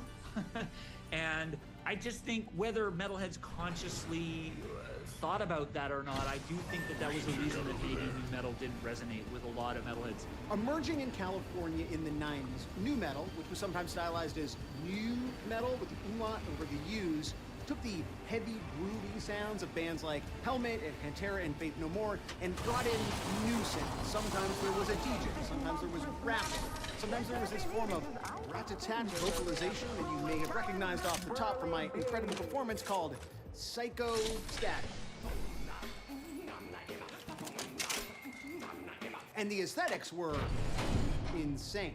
You know, man, I don't know what to talk to you about. Nu metal emerged after the commercial implosion of grunge, when hard rock fans didn't seem too concerned with being cool, or when being cool had changed. Grunge made heavy music palatable to sensitive kids who wanted to write poetry in their 5-star notebooks.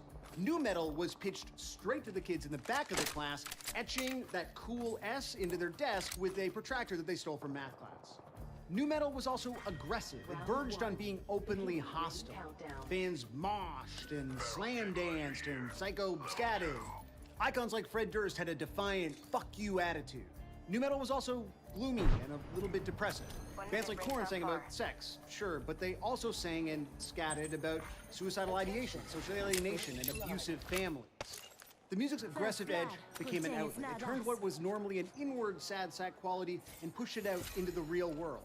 It allowed those who felt like outcasts to recast themselves as the moshing, slam dancing, psycho-scatting aggressors.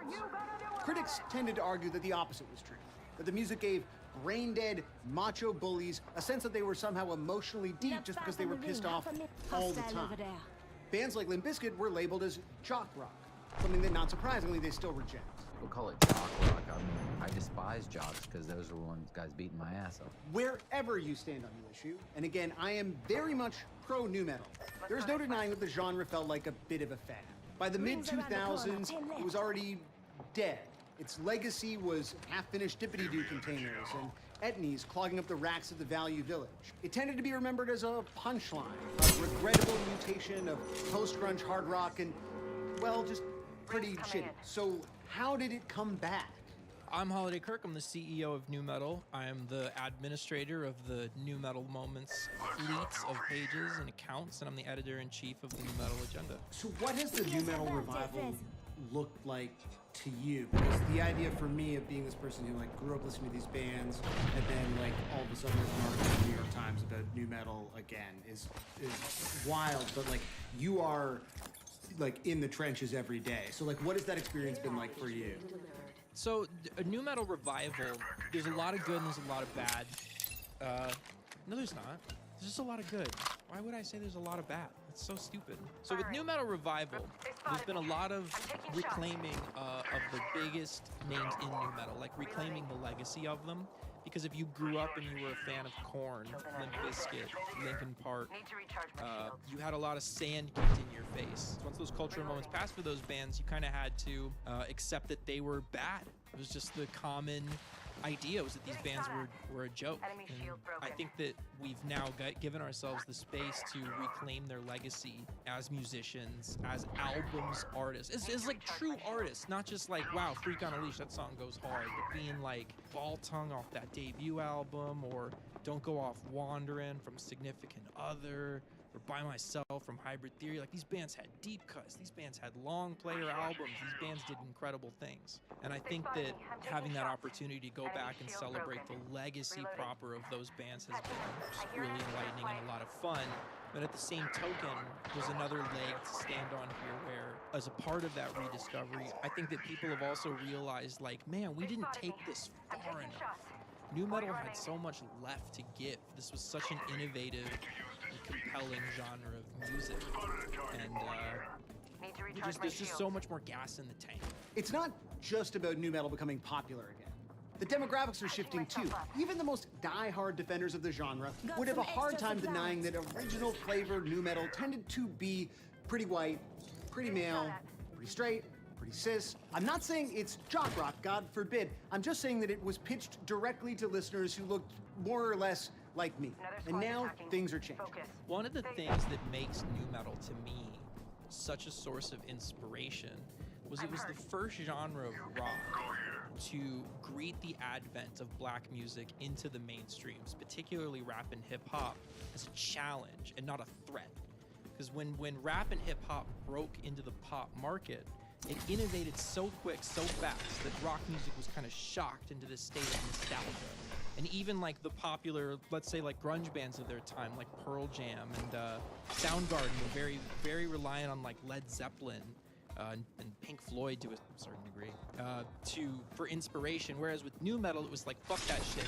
History starts in 1990, like 1989. Like we're influenced by Faith No More, we're influenced by Cypress Hill, we're influenced by Primus, and we don't give a shit about anything that came before that. It's like this response, this need to stamp that out. I can't just say like it was motivated by racism, but the way that it became so unfashionable and so uncool to like nu metal at all just makes me suspicious. And what rose, to succeed nu metal was like garage rock revival and emo. And I would be remiss to deny that nu metal hit that demographic really hard too, but it was never limited to that. It was never exclusionary in that regard. So when I see like younger people getting into it, there's like a reclamation of certain strains of culture and identity that were always running through nu metal, especially like the queer identity. John Davis was, this was just not happening with rock and metal. Platinum rock and metal acts were not rock, but like platinum metal acts weren't singing about being bullied for being, queer or queer-leaning in high school. Like, that just wasn't happening. I think that strain now is, and that's what excites me the most about what nu metal could sound like tomorrow, is the way that young people, LGBTQ plus people, have reclaimed this sound and made it their own. And made it the sound of like their inner turmoil and their rage and their very justifiable anger at modern society. So it's not just a renaissance, it's a takeover, it's squatting. It's squatting in the nu metal shanty house. And it's not entirely unlike another sort of nu metal adjacent subgenre, which I love, and the very existence of is baffling.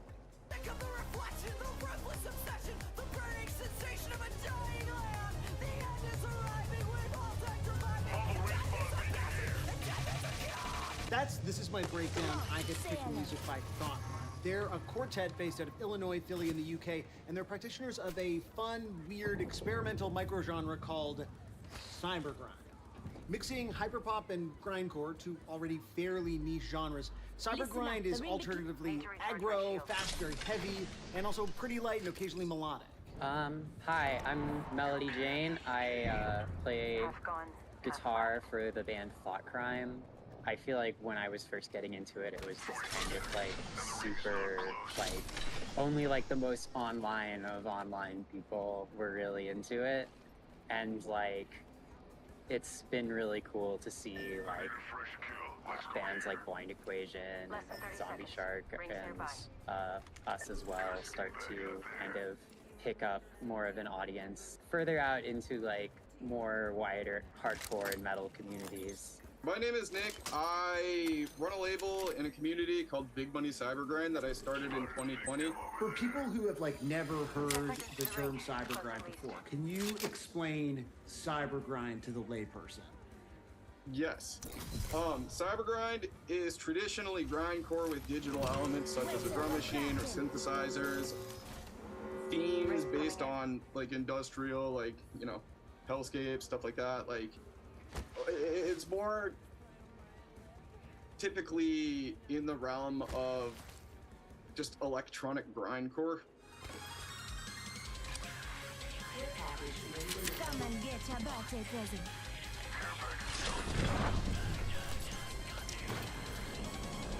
Located in England in the mid-1980s, grindcore was a very fast, insanely heavy new strain of heavy metal that drew on industrial, crust, and thrash to produce something very fast and a little bit silly sometimes. Napalm Death, one of the pioneering grindcore groups from the West Midlands, released a song called You Suffered in 1987. It is 1.3 seconds long. It's one of those things that is so short and so loud and so silly that it kind of has to be a joke, right?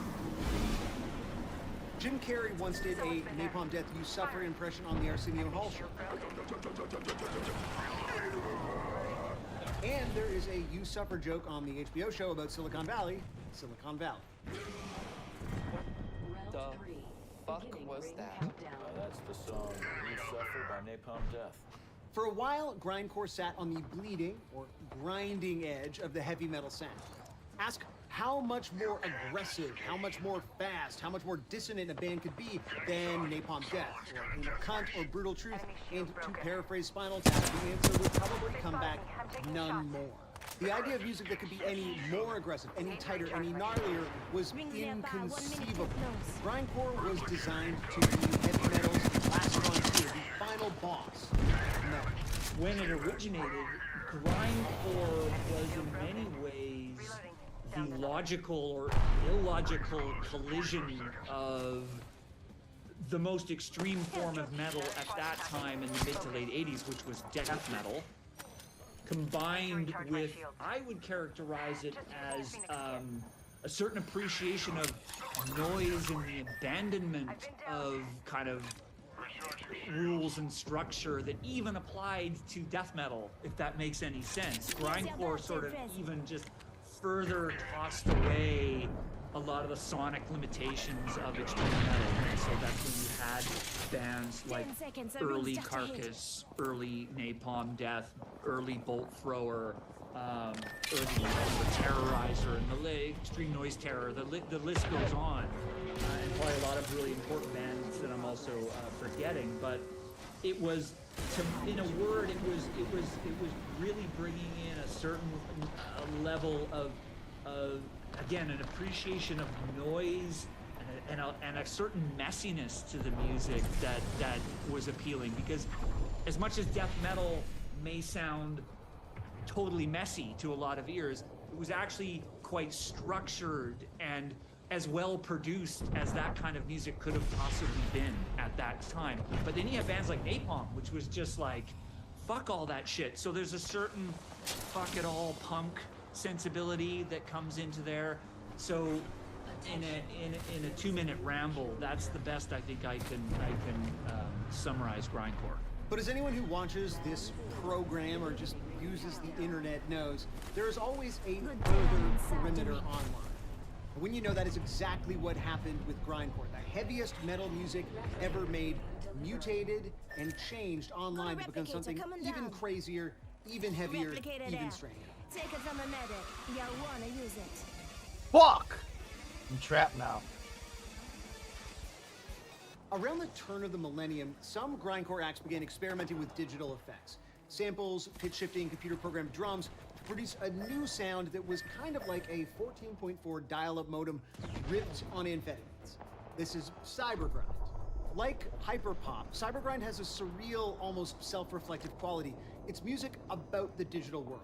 It's sound and textures, sure, but also the sense of alienation and isolation that can create. It's grindcore for kids who feel odd or feel a little marginalized by mainstream society, and definitely kids who are extremely odd. My name's James McHenry. I write, produce, sing, do everything for a project called Blind Equation.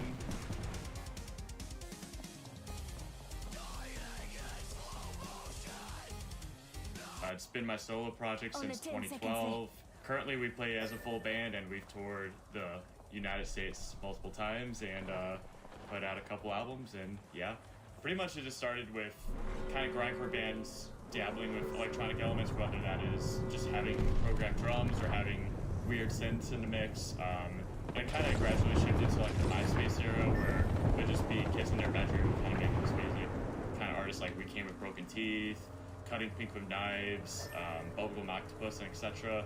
It would be a little bit more roughly produced and kind of toy around more with the electronic side, because it's just easier to do that with your computer rather than getting a band together to write riffs on a guitar and whatnot. So a lot of Cybergrind around then sometimes had guitar, but usually it was a very minimal part of it, if it did have it in there, or it was just straight up programmed. And then there's a little bit of a lull in the basically like the entire 2010s, and right now Cybergrind has kind of branched off into so many different directions that, like, you know, Blind Equation sounds barely anything like Thought Crime or Zombie Shark, but yet we're still all under this kind of Cybergrind umbrella. So really it's just electronic, experimental, metalcore, grindcore, that's kind of unified under the same ethos of just making heavy music just on your computer and not really thinking about the kind of norms or standards that go into writing a record for like a metal band or like a metalcore band or a deathcore band and whatnot. Just like kind of throwing all that away and just doing something fresh and basically just writing like metal music but under an electronic music context. I'm a true admirer of the meme vortex that it feels like you have created, in particular on Twitter. It's crazy because I never used Twitter ever in my life until like January 1st, 2021, when I started like the Blind Equation Twitter. And like, it was just crazy because really like I just didn't know how to use Twitter, so I would just like kind of shitpost, and like my shitpost would gain a lot of attention, and like eventually just kind of resorted to me just tweeting Cybergrind and nothing else, because I took the inspiration from people just tweeting Bolt Thrower and nothing else, and I was just like, what if I just did Cybergrind and like just Blind Equation, nothing else? And it kind of evolved, and like a lot of other people kind of caught on, and also I just feel like, I don't know, just like tweeting random bullshit that comes to mind has helped Blind Equation and maybe Cybergrind as a whole. I don't know. Then when we made the Big Money Cybergrind Discord server, I made a channel called Cybergrind, and it auto-filters, so the only thing you can say in it is Cybergrind. So you just scroll up like for eons and eons, and it's just Cybergrind, just actually here, let me pull it up really quick. Yeah, scroll that. Ah, I got some new messages in here.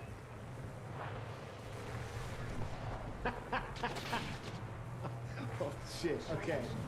It's kind of funny in the context that it's like a sign-in sheet. I want to talk a little bit, and the Discord's a perfect way into this.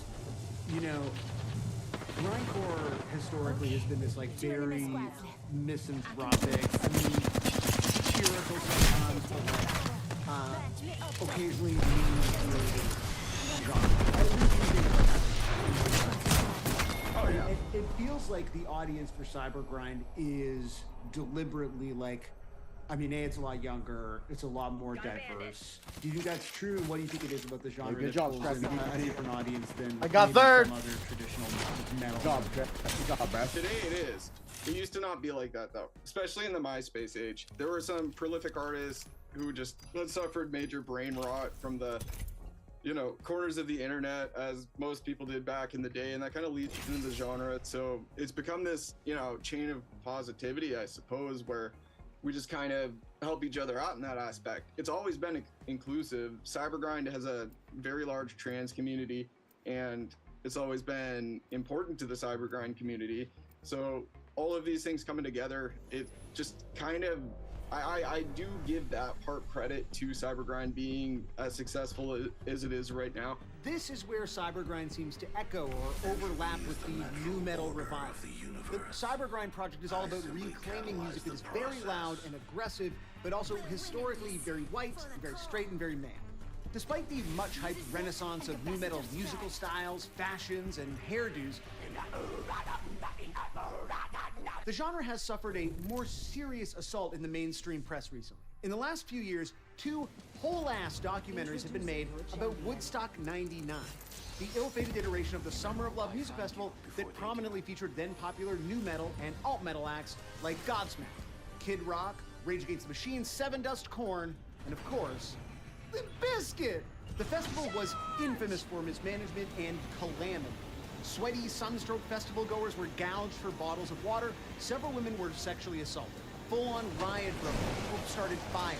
During a performance of Break Stuff, attendees started ripping plywood off of a perimeter fence and crowd surfing. We'll admit there's a lot of in the media at the time, Woodstock 99 was widely regarded as some low point in the culture. A nadir, a sinister festival of noxious vibes that seemed to portend the encroaching dark cloud of the new millennium. Of course, the I have no ammo. I'm dead. Made that argument pretty convincing. And instead of blaming the cash-hungry baby boomer promoters who were skimming on everything from security to washrooms, the media then and now had the gall to blame the bands, nu metal bands. I don't see anyone blaming Rusted Root. Remember Rusted Root? They were there. Woodstock 99 wasn't just a bad music festival. It was a dark omen of the Trump era. Those mosh pits during Nookie, they were the original January 6th riots. Fred Durst. You know who else promoted the culture of red cap wearing lawlessness? That's right. Beyond being a wildly simplistic thesis, the idea that Woodstock 99 prefigured Trump, MAGA culture, January 6th, QAnon, whatever, just seemed really unfair. It totally underestimated the intelligence of the audience while totally overestimating the thrall of Fred Durst. Also, I do recall Fred Durst literally pleading for sanity as things spiraled out. Those dogs went through a lot of effort to dig up nu metal just to bury it again. And I can't imagine nu metal fans were too happy. I wasn't happy. I think that the more difficult and more rewarding task might be to actually try to understand nu metal and nu metal fandom, both past and present.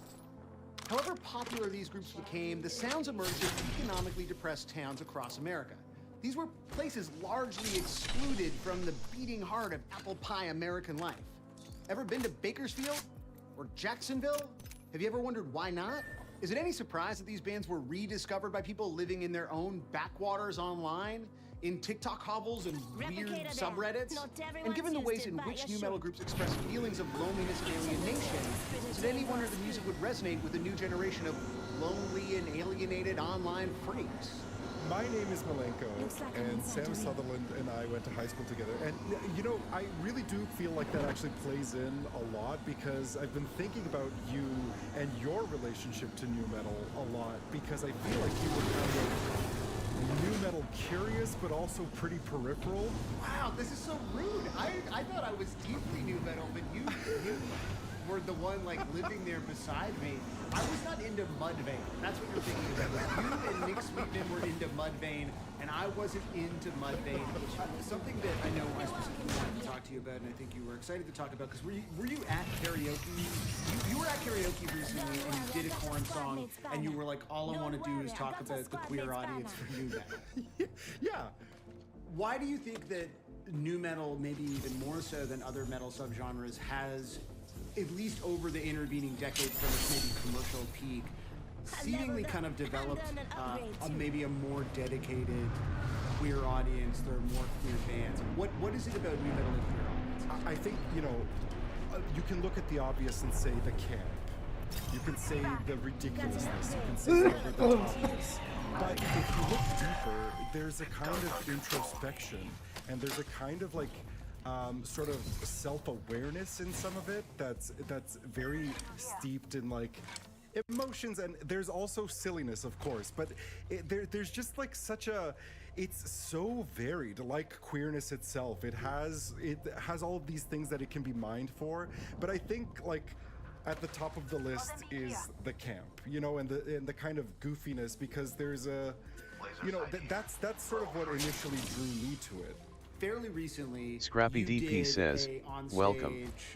performance of Korn's Freak on a Leash in full drag. Can you tell me about that experience, how that all came to be? I would love to show that video, so can you just contextualize everything about that for us? Okay, so Weird Alice is a drag performer in the city. Toronto that runs this runs this program called Drag Me to Movies, and they screen just movies that they love that are camp and gay, and specifically movies that they find gay in a specific kind of way, in a specific kind of like the way we're talking about new metal, and so. They said that they were going to be screening Cable Guy, which for me is a very proto-nu metal movie. It's just a little bit, it's 1996, so like it's before like it's reaching the fever pitch in the culture, and it's got songs from like Filter, but it's also got songs from like Cypress Hill. So like there's this kind of like vibe to the entire movie, and also, you know, like it has this like dark comedy element, which is very nu metal. So like some of the aesthetic, at least, right? Like I'm thinking specifically about the dream sequence in that movie where Jim Carrey is bedazzled in his Cable Guy outfit, and he's like, I just want to hang out, no big deal, and he's wearing the contact lenses.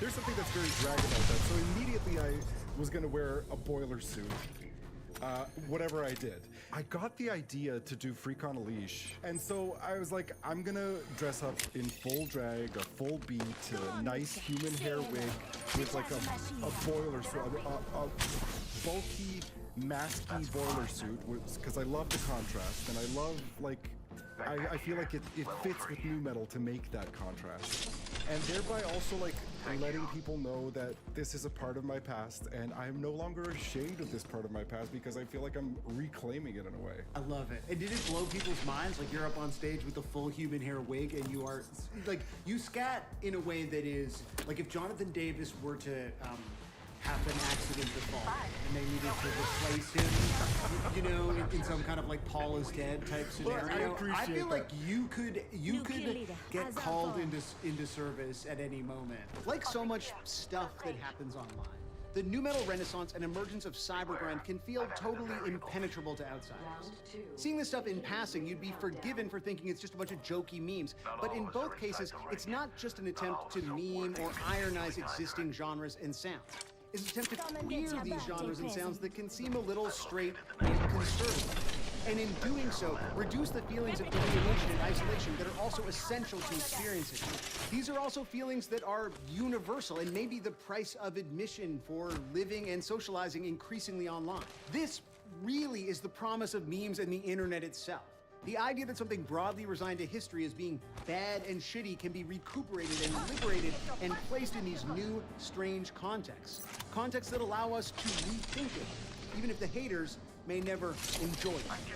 And to the haters, I say...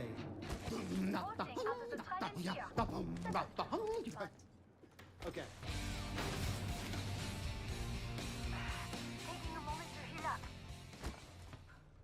I bet you think this is nothing but a cute little 12-inch notebook, but there's far more to it than meets the eye. Now I can check my emails and catch up on Fallout. And there's even more. Check this out. I can pop off the keyboard and trackpad, fold the screen, kick out the kickstand, and now it's a massive 17-inch IMAX-enhanced HDR laptop with a wireless keyboard and touchpad. I mean, look at this thing. It's hard to believe it started out the size of an M1 MacBook and weighs just half as much as HP's other premium 17-inch offerings. And the leathery little keyboard is even shockingly usable for a Folio-style device. Remember when you guys started? What's not to love? Well, the price tag for one thing, but we're gonna talk about that later. First, there is so much cool stuff crammed into this thing that I just can't wait to show you guys. Just like I can't wait to show you our sponsor, Ridge. Just when you thought their wallets couldn't get any cooler, now they've added MagSafe compatibility so you can attach your wallet to your phone. Check them out in the description and transform your everyday carry.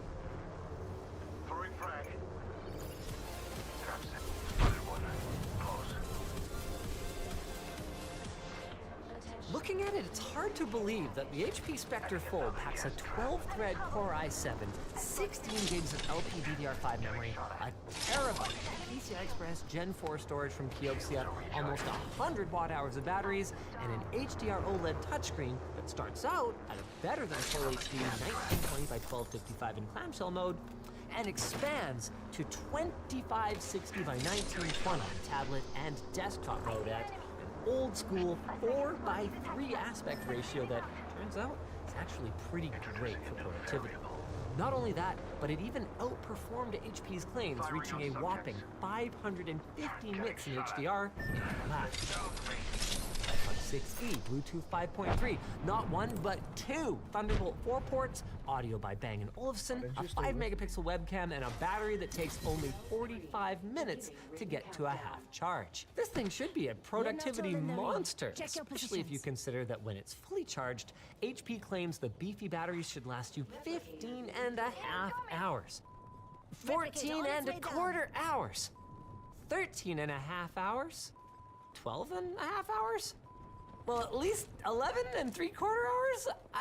I guess you can't be wrong about your battery claims if you just put every possible number on your marketing collateral. Runtime shenanigans aside, this thing looks pretty awesome on paper, and spoiler alert, I ended up kind of loving it, but my initial impressions were, I don't want to say negative so early in the video, so let's call them unpositive. Out of the box, there is a learning curve for sure. You're reliant on HP's software for window management. Wait, you all of the didn't different die modes, there? and it I didn't kind have your of banner? stacks What up the on top fuck? of the default Windows management. So God help you if you missed the introductory animation that shows you the different configs and how to use them. Once you get the hang of it though, the magnetic system for holding the keyboard in its various positions is pretty fine, but what isn't is this clumsy hack of a USB tether. It allows you to charge the keyboard in desktop mode, that's what we're looking at right now, and that's definitely a good thing. And the magnetic connection saved me from snapping the connector off multiple times. No. My God, that's what I get for fucking out with my teammates every fucking game. God. I kid you not, the most expensive laptop in their entire lineup. Not even our new cable management gear on Can't fucking fight if I'm picking people up the whole fucking game. I would like to see HP find a way to charge the keyboard either with induction or with pogo pins in the next generation instead of using this Bajoran earring looking thing. And I hear you guys, it's Bluetooth, ya idiot. Unplug it. And of course, that's the obvious solution, but the Bluetooth was unbelievably buggy on this thing, failing to stay paired sometimes when coming out of sleep or switching between modes, or even failing to pair at all. To make it worse, I'm getting these constant pop-ups about keyboard firmware updates. I then dutifully click yes, and then it takes me to an internal HP website that needs a login. But since I'm neither an HP employee nor an HP business partner, I guess no update for me? I mean, hey, I get it, HP. You've only been selling laptops for longer than I've been alive.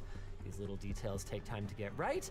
To be clear, I'm a reviewer, and I could obviously escalate the issue, but my job is to review the product as you would receive it. And given how otherwise good the keyboard typing experience was, the connectivity issues were a real downer. With that said, I understand some of the compromises in this product, like the webcam. In the age of remote work and endless Zoom calls, there just isn't an ideal place to put a single camera on a device like this. It's going to be poorly placed for at least one of the moves. Now, the obvious fix would be to add another camera so that you've got one, oh, I don't know, right in the middle of the hinge or maybe under the display. But there's not really a lot of room inside this thing for additional hardware. So a tiny webcam somewhere more reasonable for a desktop mode would be a welcome addition next time, but the sideways mounted one realistically didn't bother me too much. Unlike the pen. It's usable, but it's also very losable. And this might be an unpopular opinion, but I've always felt that if you're going to give me a stylus, you need to give me a secure place to keep it. In clamshell mode, it's supposed to charge at the bottom edge of the fold, and it kinda sticks there with magnets. That is until you put the keyboard in extended mode and knock the pen into your lap, or just, I don't know, dare to move the machine. There's also some magnets kind of in the hinge back here, but it doesn't really stay put there either, so I guess it's time to dust off the old high school pencil case, roll into the meeting with your super nice expensive laptop and also your Pikachu zip-up. I swear though, the point of this review is not to trash on this product because I really did fall in love with it by the end, warts and all. There is nothing like rolling into that aforementioned meeting and casually slipping a 17-inch productivity monster out of your tablet sleeve. Sure, it's not 4K, but the 2560 by 1920 resolution is totally acceptable for a 17-inch display, and obviously, there's a crease in the middle. But as someone who's been daily driving folding devices for the last several years, I promise you guys, you'll get used to it quicker than you think, and this one is particularly non-bothersome. The Spectre Fold is just in its element in this environment. It's amazing for note-taking, great for multitasking when the conversation drifts off topic, and it's even great for giving an impromptu presentation in a pinch because the screen is quite a bit bigger even than it sounds. Think about it. The more square a screen is, the more total area that it has per diagonal inch. Yeah. It's also a head turner and a legitimate conversation starter when every other NPC in the meeting is using a freaking MacBook. It's just that there is a lot that I would like to see improved before I spent this kind of money on it. The weight, for instance, certainly light for a 17-inch laptop, but for a 12 or a 13-inch, which is realistically how I used it most of the time, it's pretty heavy. And at just under an inch thick when folded up, it reminds me more of the laptops of my childhood than modern ones.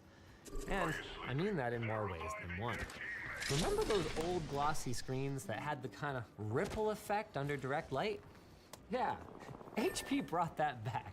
I didn't find it too distracting day to day, but I also can't promise that you'd get used to this one. Like Your hot_Cecil says, teammate. I don't know, the one that picks you up after you die, or even teammate. On the plus side, though, that might distract you from the cooling fan. The thermal design of this machine leaves a lot to be desired. At idle, even silent. But should you have the audacity to, like, say, conduct a Zoom meeting, it sounds like, well, I'll let you guys listen. Now, I could excuse that noise if the performance absolutely rocked, and it should be pretty good. The internals of the Spectre Fold are virtually identical. Your hot_Cecil says, LMAO what? CPU, GPU, RAM spec, max resolution, and even similar NVMe drives. But the performance I don't know, doesn't you don't have a rock. fucking mic? In virtually every test, the Asus ZenBook Fold outperformed the HP Spectre Fold, with the only big exception being, of course, battery life, where the HP outlasted the Asus by an hour in our full-screen endurance test and more than 2 hours at half-screen. And this seems to come down to thermal management. While HP had an edge in maximum clock speeds, Asus averaged about 300 megahertz faster over time and 100 megahertz faster at the bottom end. HP sent over a disassembled unit for us to investigate. This was before we got our CT scanner, by the way. And the problem was immediately apparent. That's a cooler? Who do they think they are? Apple? With these guys, no one expected it to be a gaming powerhouse. And the trade-off for extra battery life is a valid one, and one you personally might prefer, but a shocking number of people do like to play casual games or run other somewhat intensive applications, and it's always painful for me to see hardware performing less than its best. On that note, we fired up a couple of games then, just to see how it fared. Got a little confused about what resolution it should be using. It tried to use desktop resolution in clamshell mode, for example, but repositioning the keyboard resolved that, and then it did manage a respectable average 60 FPS in both Rocket League and Dota. So, not for gamers, confirmed, but also not for folks who need something completely bug-free, or for folks who need something very affordable. It's $5,000 for one configuration. From our understanding, is Your hot_Cecil says, not a bad fucking aim. Bad aim. You guys didn't even fucking help me at all the whole game. I picked you up off the drop. Special someone who saw this thing and went, oh my god, that was made for me, and I absolutely can't wait for the inevitably much better second gen. I can't say you're the only one. Now that the review's done, and I just auctioned my Daily Driver Framework laptop for charity, investment disclosure, I think I might just adopt this orphan designer breed puppy and hope that it doesn't get prematurely worn out from being folded in half over and over and over again, while I eagerly await a second gen that hopefully fixes all those little issues and brings me to sheer nirvana gigantic screen meeting bliss. Just like I'm blissfully telling you about our sponsor. Vessi, here in Vancouver, the weather can be all over the place. Bright and sunny one day to a sudden downpour the next. But thankfully, we have a secret weapon. Vessi. They claim their shoes are 100% waterproof thanks to their Dymatex technology, which means even the most torrential storms don't stand a chance. The Stormburst shoes are now available in a low-profile form, providing the warmth of a boot and the comfort of a sneaker. Its rugged rubber outsole with extra grip means you can take on the trails, chase those waterfalls, or simply get to work without a second thought. Head over to vessi.com/LionsTechTips and get 15% off your first purchase. If you guys like this video, maybe check out the 10 reasons that I daily drive a foldable. Or at least did when I made that video. Now I'm just back on my broken ride. This was a kind of an interesting moment. Everybody was gossiping about. I heard about through the grapevine. Let me just show you guys. This is Trish related, so warning. Level 2. Oh, there's nothing bad. It's just interesting. Bring back frenemies. Bring frenemies back. She liked Laser sight here. Level 2. But so hold on. This was up, as I understand it, for a few hours. Then she unliked it. What do you think happened? Do you think that she stuck her neck out genuinely and then she's like, oh, I'm nervous and unliked it? Or was it an accident? Back here. Level 1. The first option's beautiful. I think, I think she was, I think genuinely, I think she was being sincere, and then she was like, you know what, I just don't want to deal with, overthinking it, and then people making a big deal about it, just let me just not. Or it's also possible she could have just been liking all the time. She's like that? Well, she did like She's it. not, Level yeah, 2. she did that. She's not corny. She would She's never not do corny, that. but she did like the top comments. She likes all the top comments? But this was sincere. I know it. I think this is beautiful. Chose my upgrade. Yeah, when I saw this, I was like, wait, is that possible? But then I was like, not really. I need an extended light So mag. it's just, it would be big. Oh, yeah. And we're both parents now, isn't that great? Like, how much, how much have we matured, I think, since frenemies yes. fell apart? I mean, we're both different people by now, It is quite Optics fucked up to think about it. Ring closing. Optics here. Mid-range. We're all outside the ring. It's our kids are cousins. And close in age. Close in age. We live in the same city. I mean, And adorable. it's horrible. I mean, it sucks. It's horrible. It does. I feel because whatever. It's not up to me. Package out there. I'm gonna say it. I miss it. You're gonna say that? I'm gonna say it. Fuck it. I miss frenemies. I miss Trisha. I know Olivia's always. Yeah. Don't even look at me. Oh, should I not expose you for that? No, you can. Yeah. Never mind. I'm not gonna If there speak are for you. YouTubers I've devoted the most of my time to in my life, it would be you, Trisha, and Colleen Ballinger. But Oh, really? For sure. So wait, you're a Trisha stan? Man, that's right back. Are you? I been? grew up watching her forever. I do. God. So you didn't start well after Friendly. Yeah, you. I So just- Trisha felt Both like of Trisha felt like she didn't get any of her people. Oh no, I was But in both audiences. you are one of her absolutely. people. Yes. When you guys, oh my god, are you? I don't know. Am I allowed? When you guys first started collabing, I was like, this is the best thing I had ever seen in my life. It was special. Yeah, but I don't. It was a special time. Best of times, worst of times, as they say. Tale of two titties. Tale of two cities. Beautiful. Go fucking I got what north. you were referencing. I didn't mean to be so vulgar about it. Yeah. Sorry about that one.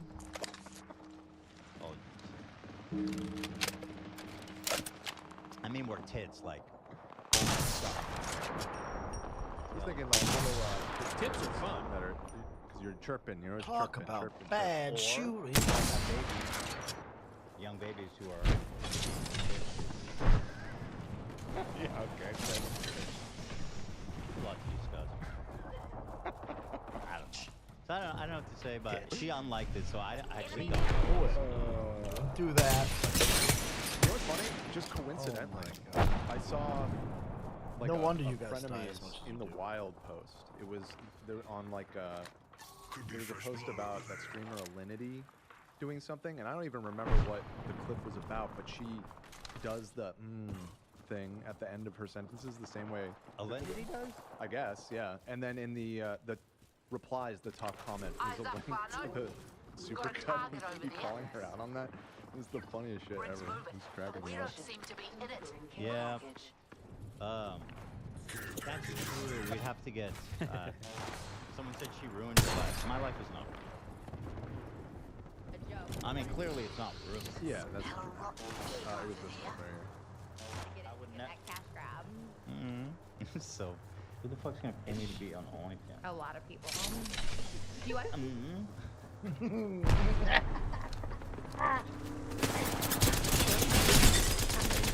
Wait, what? When you end a sentence, you go, I literally have no idea. You go, a lot of people, You did that. No, definitely not. And I don't think it's because you're Jewish. There's lots of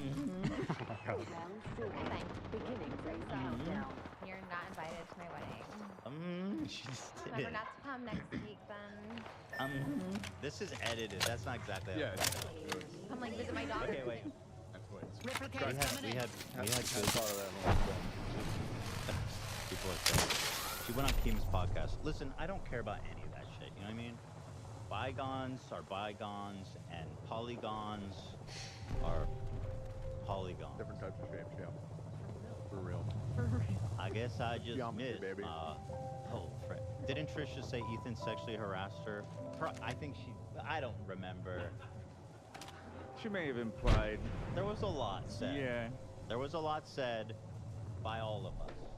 Yeah. Things were said. Things were regretted. Things were, but we've grown. Yeah. You know. It's a redemption story, and I think that's beautiful.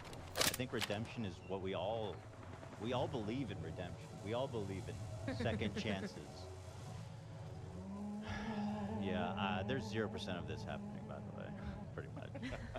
Unfortunately. Sorry to get you guys' hopes up. But when I saw her like that, for the first time since it ended, I thought like, damn, what if? That was the first time I thought that. Yeah.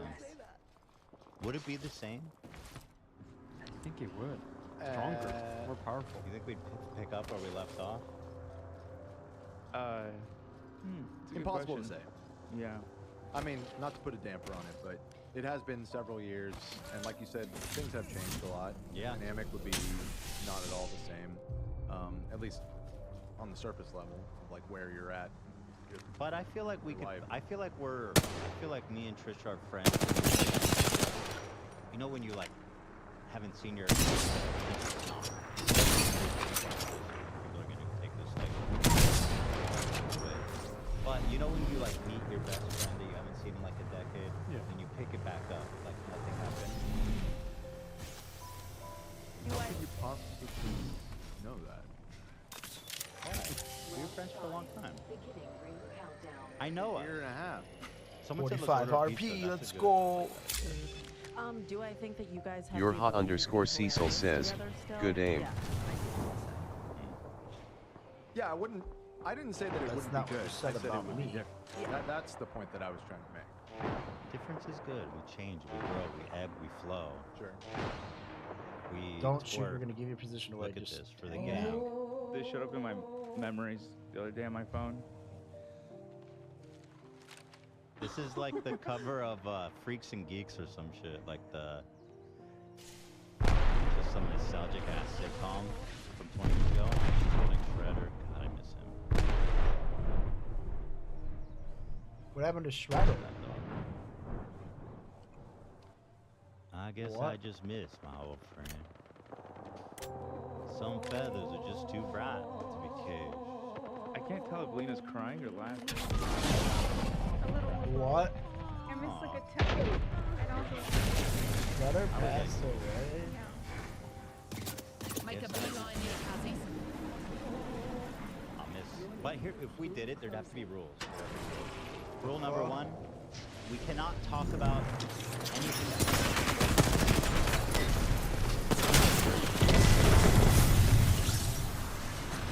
Those are the ground rules.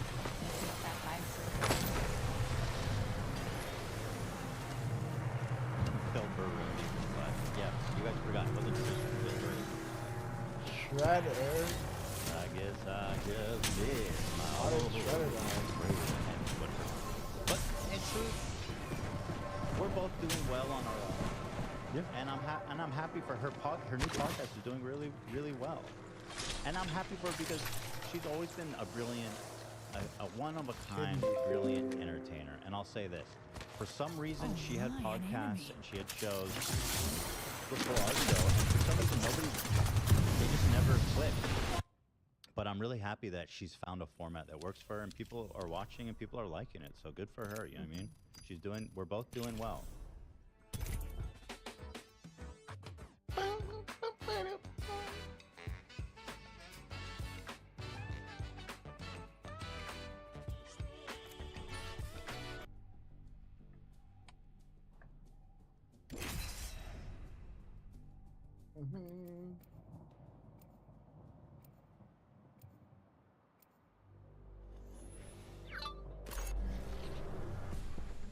$1 million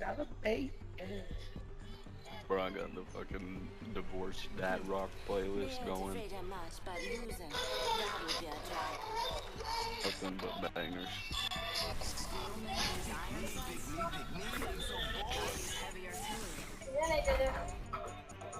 Night night, Boogie.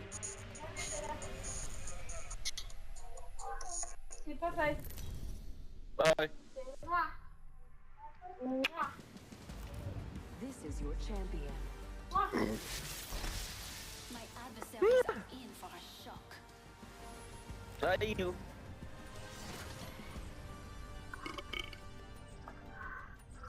I just burped and smoke came out. They're not my bullets. Yeah, that's how you know you got hot breath. Today we're gonna look at something that's thick. What the fuck? I didn't exhale all the way. I'm Buddy inhaled the smoke.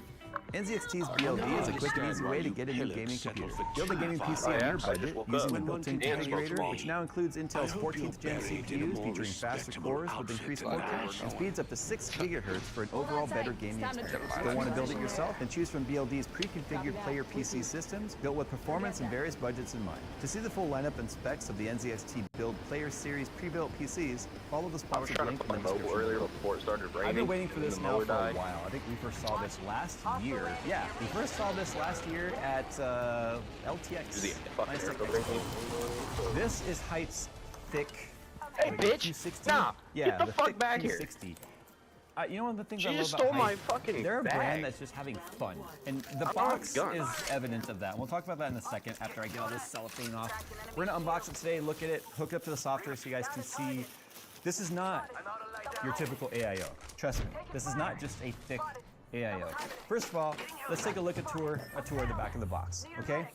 I don't know if you can read this, but it says why we made this.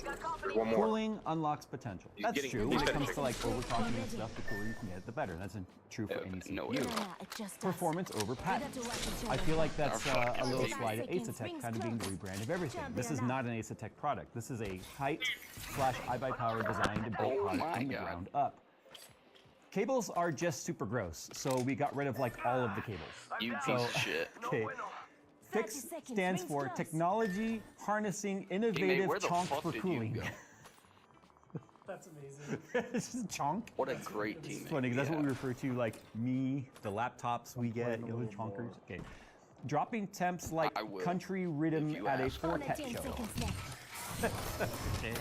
And then people turn the TV on, it looks just like a window. I don't really get that one. I will go cry with my non-existent daughter.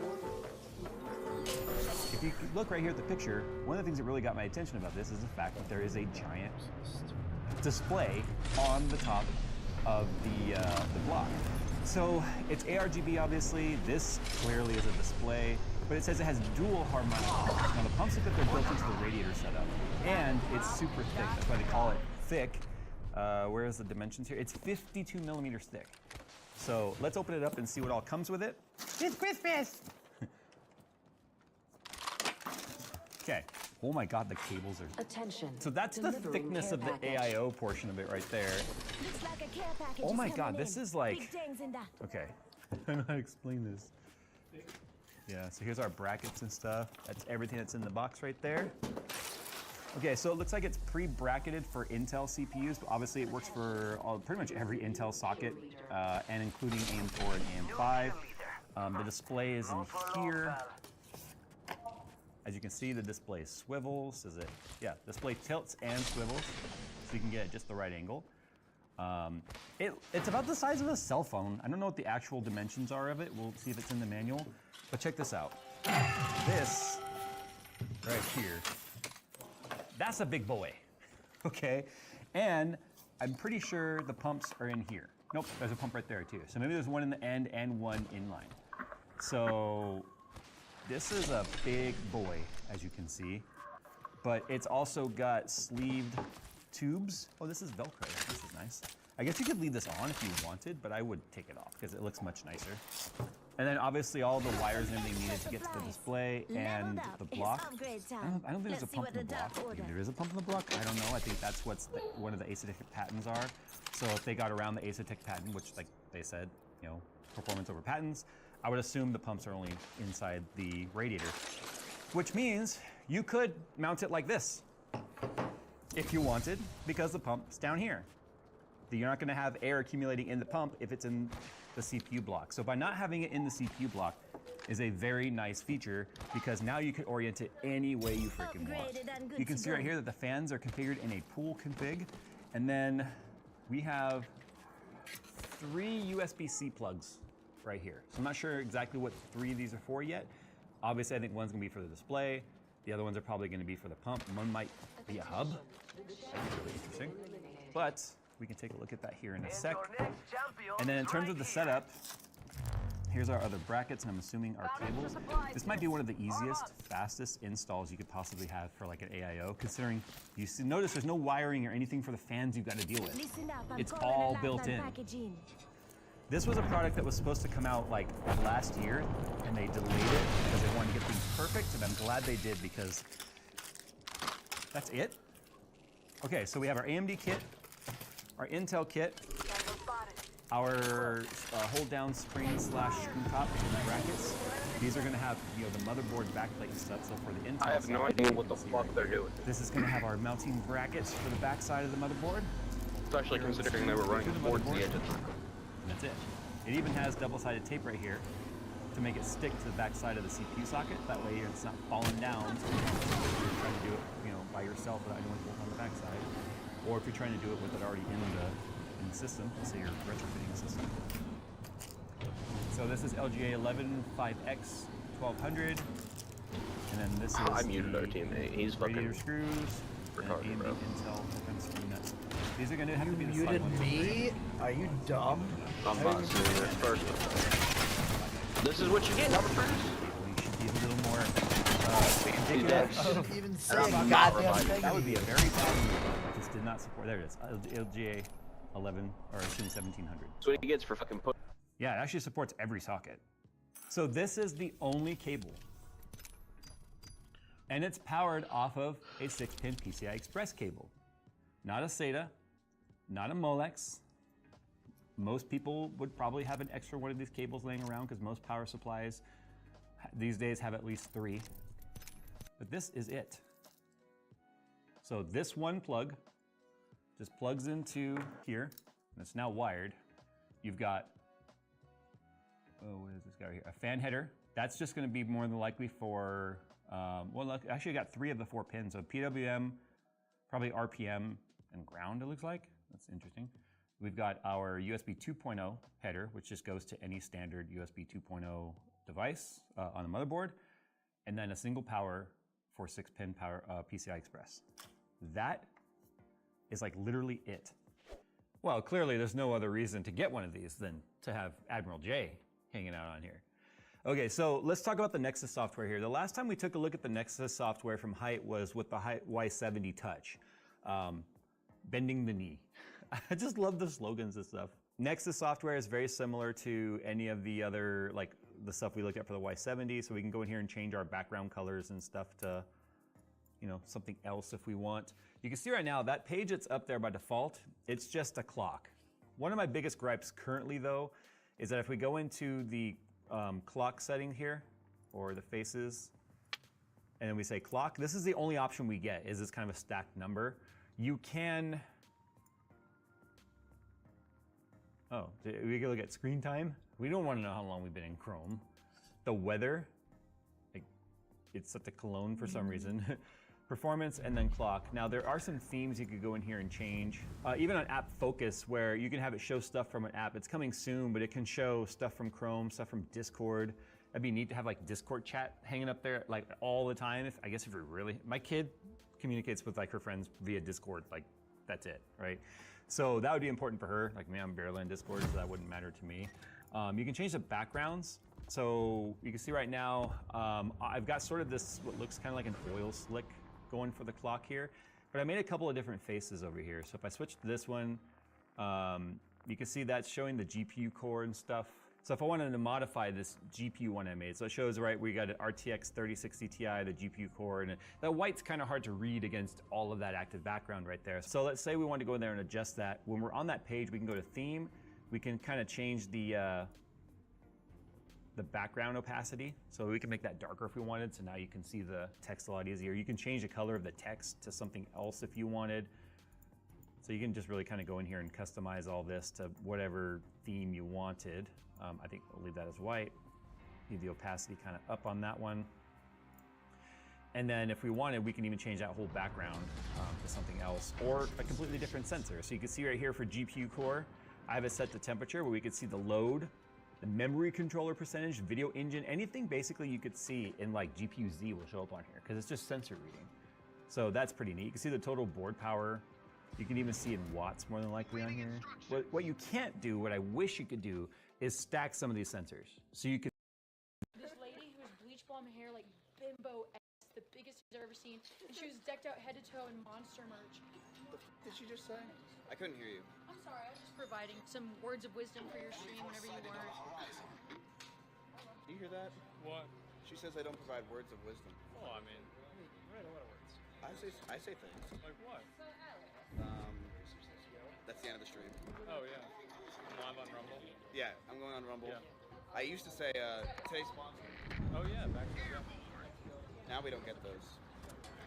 That's because you and I both went political. I've been having a lot of fun. Me too. I played well on Rumble. You really? Classic? That's bad. I don't understand your hatred towards the greatest part of all. I don't hate it. That was like the best part of my life. That was like right after I graduated high school. It was really good, but man, the beginning of the end. Yeah, but Kata. It's not classic WoW. Yeah, but that's good. You want to join our hardcore Kata guild? Nope. Not a chance. So far, it's just me. That's good. Sounds like the worst idea. Chat, how does he look like Jesus? Jesus was not white. I can't believe you came out. Me too.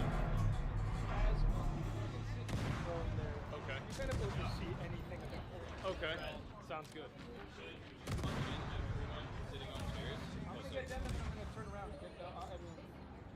What do you want me? No, maybe like far, like in the back. Right. Okay. I want you in the Bella Porsche video. You want a Bella Porsche video? We need to go. No, I want you in that video. We need to go back in time and get you in that video a little more. You know, if I had a time machine, whoever was directing that was an idiot. I have to say. Yeah. I know that's not. That's a little. Yo, rude. should I the first 4 rows? Right. Sorry, who are you? I'm a Jasper. You know her? She's like black hair. Is that her sister? No, they're oh, she definitely has a sister with me. No, that's not her sister. No, that's not her sister. No, they're just friends. You think it's simple? Simply tight. Hi.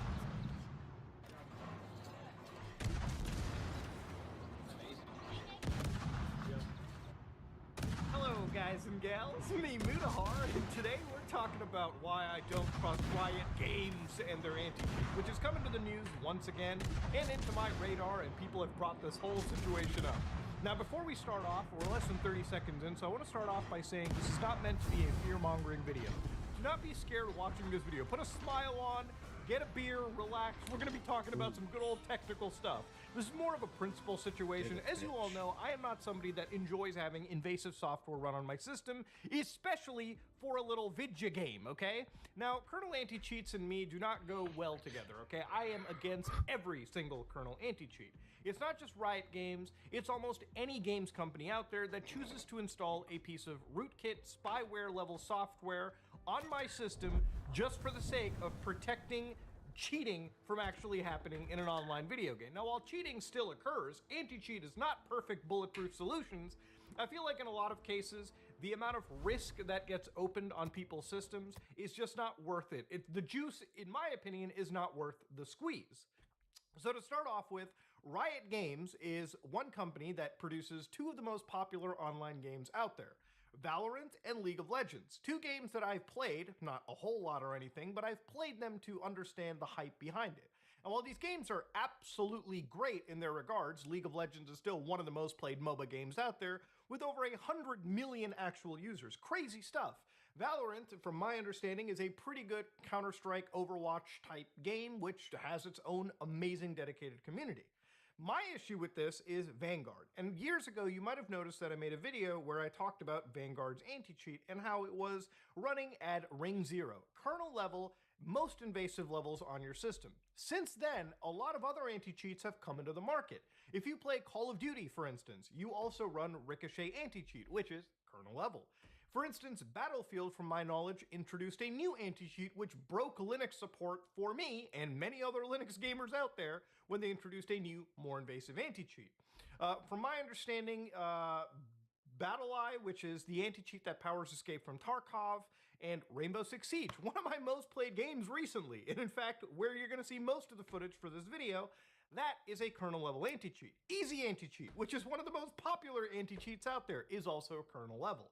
See, the world of anti-cheat has evolved so much that every massive popular online game is using a kernel level anti-cheat. And the reason they have to do that is because the arms race, the Cold War of cheating, has escalated to that level. Now, a couple days ago, weeks ago, you might have noticed that League of Legends was introducing something known as Vanguard anti-cheat into their game. Okay, so for instance, they did talk about this in patch 14.9, okay? Now, in this situation, they made a giant post where they actually talked about, Vanguard being installed into League of Legends. And we knew this was going to happen, okay? To understand, Vanguard launched with Valorant, but it was not going to just stay there forever. League of Legends and any of their games, any of the big popular multiplayer games, was going to get this add-on. So it was only a matter of time. The fact that it finally came is just a matter of it actually happening. So anyways, they actually launched the anti-cheat and they talked about this situation. And while the person, Mirage of Penguins, who wrote this says they're an anti-cheat artesian with a lifetime 85 million banned servers. And that I wanted to absolutely congratulate, okay? Cheating is a serious problem in online games. And the reason why cheating has gotten so bad and why these anti-cheats unfortunately exist is because back in the olden days of cheating, it was a simple matter of opening up another program on your system, and in some cases today it still can be, depending on how effective it is. Running a cheat and basically ruining the experience for other people in the game. Now, because of that, and cheats used to run in things like user space, which were one, I guess you could say, regular system, when anti-cheats caught up to those levels of cheats, the cheat developers went a level lower. And the level lower that we're talking about here is something known as DMA cheats. One style of hardware cheating. Now, if you're looking at this diagram and wondering what the fuck is going on here, think of this as your gaming computer.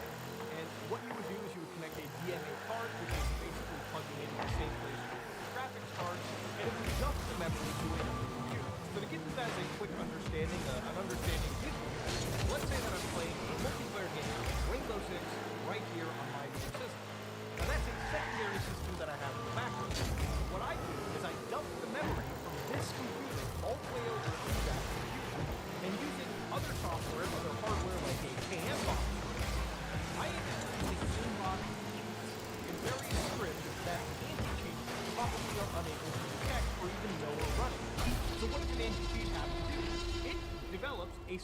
lower to catch up with the cheating software and detect social and what you're doing on your system that goes beyond the scope of what it originally could detect. And so the cheat developers go a stage lower, and then the anti-cheat goes lower, lower, lower, lower, until we get to a point where these guys are running so invasive, both sides, that at the end of the day, it's just a, I would say, net negative for the average person. And you can't blame any anti-cheat software out there. But then to protect their games, they have to do this. Look, at the end of the day, there are games that are entirely ruined because of the cheating problems that exist. For instance, Escape from Tarkov has a massive cheating issue. You might have heard about this, but you might have noticed that people who play hardcore games like that, if they aimbot you across the map and make you lose all of your gear, progress, rank, whatever, same goes for Siege even. If you have somebody aimbotting and killing you and ruining your experience, if you play Siege for 2 days, you'll probably see a whole slew of players being banned. It's a serious epidemic and a problem. It tricks the anti-cheats and people who ruin experiences. And if your game has, like, let's say 40% of people that are cheating, that's like that's 40% of the player base potentially ruining the experience. And that makes the other 60% not want to play your game. Because what's the point of playing a competitive shooter if you're literally going to be losing and losing your rank and wasting hours of your life, not actually meaningfully advancing? Now, for a lot of these big popular games like Vanguard, Call of Duty, Rainbow Six, I wouldn't say that cheating is the worst thing imaginable. I think these are relatively secure games. And according to Riot, they would say that League of Legends is a fairly secure game. They say the server simulates the entirety of the game state, and the client is really only responsible for making requests to it, often referred to as an authoritative model. So again, a lot of this processing, the logic of the game that you're playing is happening on the server side versus leaving it for clients to report requests. So they talk about things like scripting, for instance. They talk about botting. They talk about people who abuse the free-to-play model by basically creating new accounts, buying new accounts to cheat on for as little as $1.99. It is insane. So again, they talk about Vanguard, which they say, unlike most anti-cheats, it's made up of preventative and detective layers. We endeavor to outright block as many cheating methods as possible. But there are issues. You might be wondering, Muda, if anti-cheat like Vanguard is so invasive, why doesn't it stop all anti-cheats? And that is kind of a dumb thing to mention, okay? And I'll mention why. This is, again, an arms race, okay? Vanguard is not going to stop every single possible cheating software that exists. Same with any anti-cheat. And in some cases, they may choose to let certain cheats run for a little while. So they can gather more data until they eventually ban people in what are known as fair ways. So that's kind of how they choose to go about doing it, right? Now, there have been a few updates to the system as well. For instance, if you are playing League of Legends on an older computer, you may have to enable something known as TPM 2.0, which is something that is pretty much a requirement for Windows 11. So if you have a modern gaming computer that you bought in the last few years, or you have Windows 11 running on your system without modifying the setup at all, you have TPM 2.0 enabled. Okay, so for most people, this isn't necessarily an issue. It's an issue if you have a really old system, or you never had secure boot or things like this enabled, which you may have to start modifying if you want to allow Vanguard to run. Remember, Vanguard is a requirement, and you need this if you're going to play games like League of Legends in the future.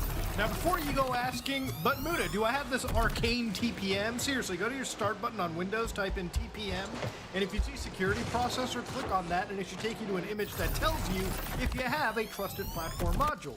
As long as you see specification version 2.0, you're pretty much good to go. If everything is ready, all of it's good, that means you don't have to worry about anything, and it was already enabled from the beginning. So the reason they mention they need this is TPM is a trusted platform module. And the two reasons they need it is to add security to cert signing validation, which is something they rely on to know if other software can be trusted. But the second, and more important, is because it acts as an extremely non-fungible form of hardware ID. If it's on and working, we can pretty much assume you don't intend to cheat. Because if you did, we could easily banish the chip from this realm forever. And so, of course, they also mention things like the driver to confirm that, of course, they're trying to alleviate all of the security issues that they have. So when they talk about things like, isn't Vanguard spyware?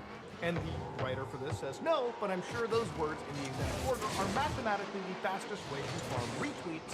Content algorithms everywhere are programmatically addicted to the clicks the word spyware or rootkit can generate. So again, they talk about, this is steering people away from, informative journalism and faux pandemonium.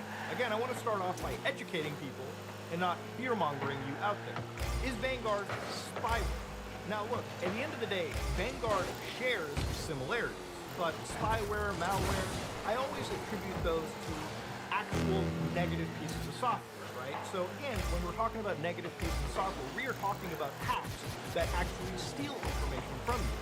Now, one of the reasons why Vanguard exists is there are actual cheating groups out there, and we talked about this a month ago, when Call of Duty cheaters actually lost their Bitcoin because hackers had targeted cheating software, actual invasive cheating software, not the anti-cheat, cheating software, to actually steal money and information from these players. See, cheaters, they run the most viciously invasive software on their system, and they pay the price, but we also pay the price by having our systems invaded into to an extent.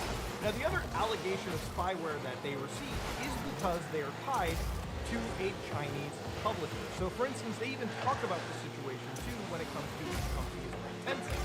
Now, Tencent is the parent company of Riot Games. And while Riot Games is an American company, Tencent is a Chinese multinational technology conglomerate, okay? And if it's something about the Chinese government that people need to understand is that they basically have the final say in getting whatever data they want. Now, according to Canadian intelligence, the Canadian state government, they've mentioned these specific laws. So, for instance, China's intelligence law and the country's future intelligence competitions. So what they mention here is the intelligence law does not specifically name China's intelligence services. Instead, the law describes the national intelligence work institutions as intelligence organizations. So when they talk about the implications of the law, as long as national intelligence institutions are operating within their proper authorities, they may, according to Article 14, request relevant organs, organizations, and citizens provide necessary support, assistance, and cooperation. So, according to the Canadian government, and this is the opinion of plenty of governments who've interpreted this law, the Chinese government can basically request information from Tencent or really any Chinese tech company that any data that goes to their servers, they have to pass along to the government. So the fear here is because the government of China owns basically this company or has access to Tencent's information at any given moment, the player base of Valorant or League of Legends or any real software owned by China, they're at risk. And while there is some truth to that, I would say if you're fearful of the Chinese government spying on you, just installing Valorant or League of Legends or any game from their country or owned by their country or a company that exists in their country that owns it is already just as bad. You don't need an invasive anti-cheat as much as just having their software running, installed, and operating at any given moment. Now, I've also done my own fair share of assessments here. So I've actually had a Raspberry Pi that I use as a in-between between my gaming computer and my router. And that existed just so I could capture internet traffic and see what Riot Games' software was doing. Now, it's pretty hard to tell what Valorant and Vanguard and League of Legends are doing, but as far as my knowledge has gone, as far as my actual assessments have gone, the information that transfers between your computer to Riot or Tencent servers only happens as the game is running. Okay? Even if the Vanguard driver is running in the background, as far as my actual testing is gone, nothing errant occurs outside of the game running, which is ultimately a good thing, right? It's a good thing. Now, comparing the Chinese government to the American government and American companies, you have American companies that actually fight the government. For instance, Apple versus the FBI was a pretty popular case that I talk about all the time. And what happened was, at the time, the FBI asked Apple to unlock an iPhone that belonged to a perpetrator for a very vicious attack on the government. And Apple had denied the access because they themselves said they had no access to the device. See, the way American companies work is oftentimes they'll encrypt, lock the device, and throw away the key. So the government comes up to a company and they'll be like, hey, open the device. They'll be like, dog, I wish we could, but we don't even fucking have access to it. So what do you want us to do? And that sparks a Cold War between them. If this was China, this company, if they wanted to or not, would be compelled to the government. These are the differences between these two countries and their laws. Now, of course, if we want to put the tinfoil hat on, clearly that law is, you'd have to be naive to think that big tech does not collude with the government in any capacity. So again, your mileage varies, right? But obviously the U.S. government is a little bit better than the Chinese government in this case. So when they talk about why they need anti-cheat, that's a pretty self-explanatory thing. Obviously, companies probably don't want to put fucking anti-cheat into their game. They're forced to because, unfortunately, cheaters exist en masse and ruin experiences. So then they talk about things like Linux, and while they've never supported Linux, League of Legends ran underneath Linux just fine. Unfortunately, according to Riot, they said that yesterday, at the time of posting this article 3 weeks ago, there were just over 800 Linux users on League. And they don't believe that supporting Linux is worth the actual payoff. And it's true because they do talk about how Linux doesn't afford them sufficient ability to attest boot state, kernel modules, and just by design, it's less I guess, friendly than Windows in letting them attest if that environment is good. Now, the other thing that we have to talk about is Vanguard runs all the time. And it's true, Vanguard does live on your computer at boot time. So if you fire up a Windows system with Vanguard installed, at the bottom left of the system tray, you'll notice that there is a Vanguard icon. And that exists as you boot up the system to verify that your system is trusted.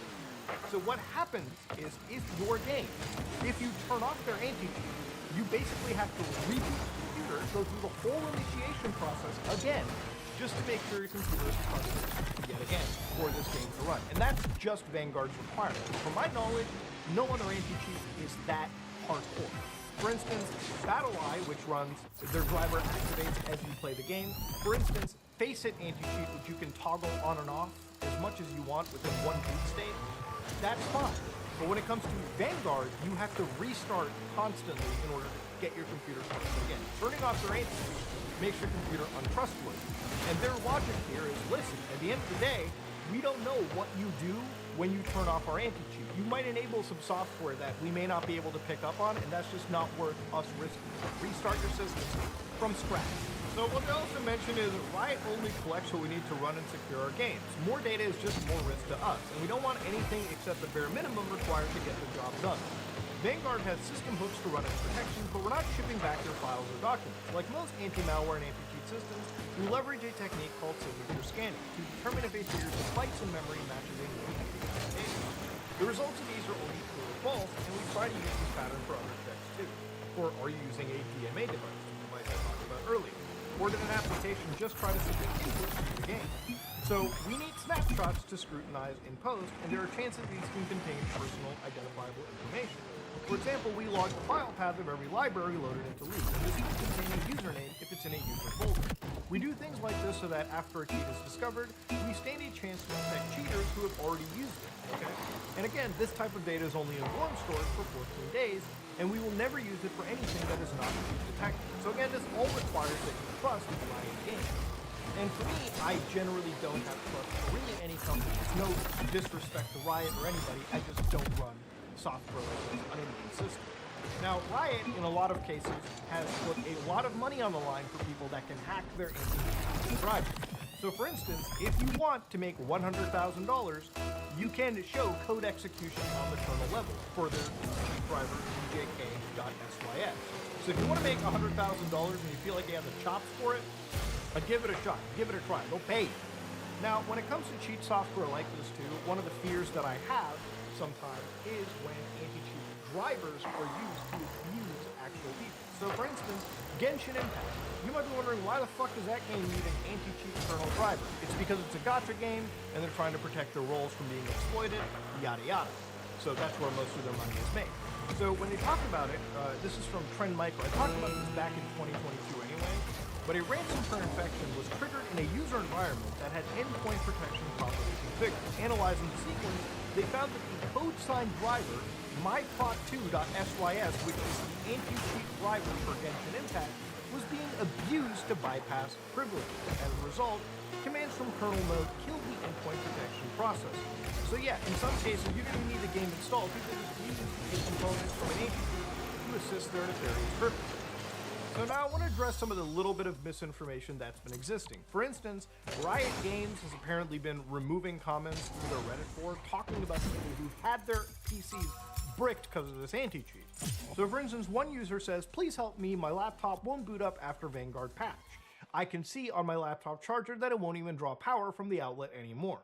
So again, according to Riot, one of the responses was, an issue like this wouldn't be related to Vanguard, but if you haven't restarted your computer in a while, it could be related to your CMOS battery, since that's what powers the startup chain. This is an issue I'm really equipped to speak on since it's not related to Anti-Cheat and Vanguard. And of course, another person comes in and says, multiple people getting the same situation after patching leak with Vanguard must be the user's fault. Everyone, CMOS's battery and motherboards decided to shit the bed when Vanguard launched. Go back and don't force this. So of course, even the developer says Vanguard wouldn't affect any of this situation whatsoever. So again, I don't know the validity of this because I haven't seen these people's laptops, but if there is a chance that your software was the only thing that changed between reboots, and after that a computer's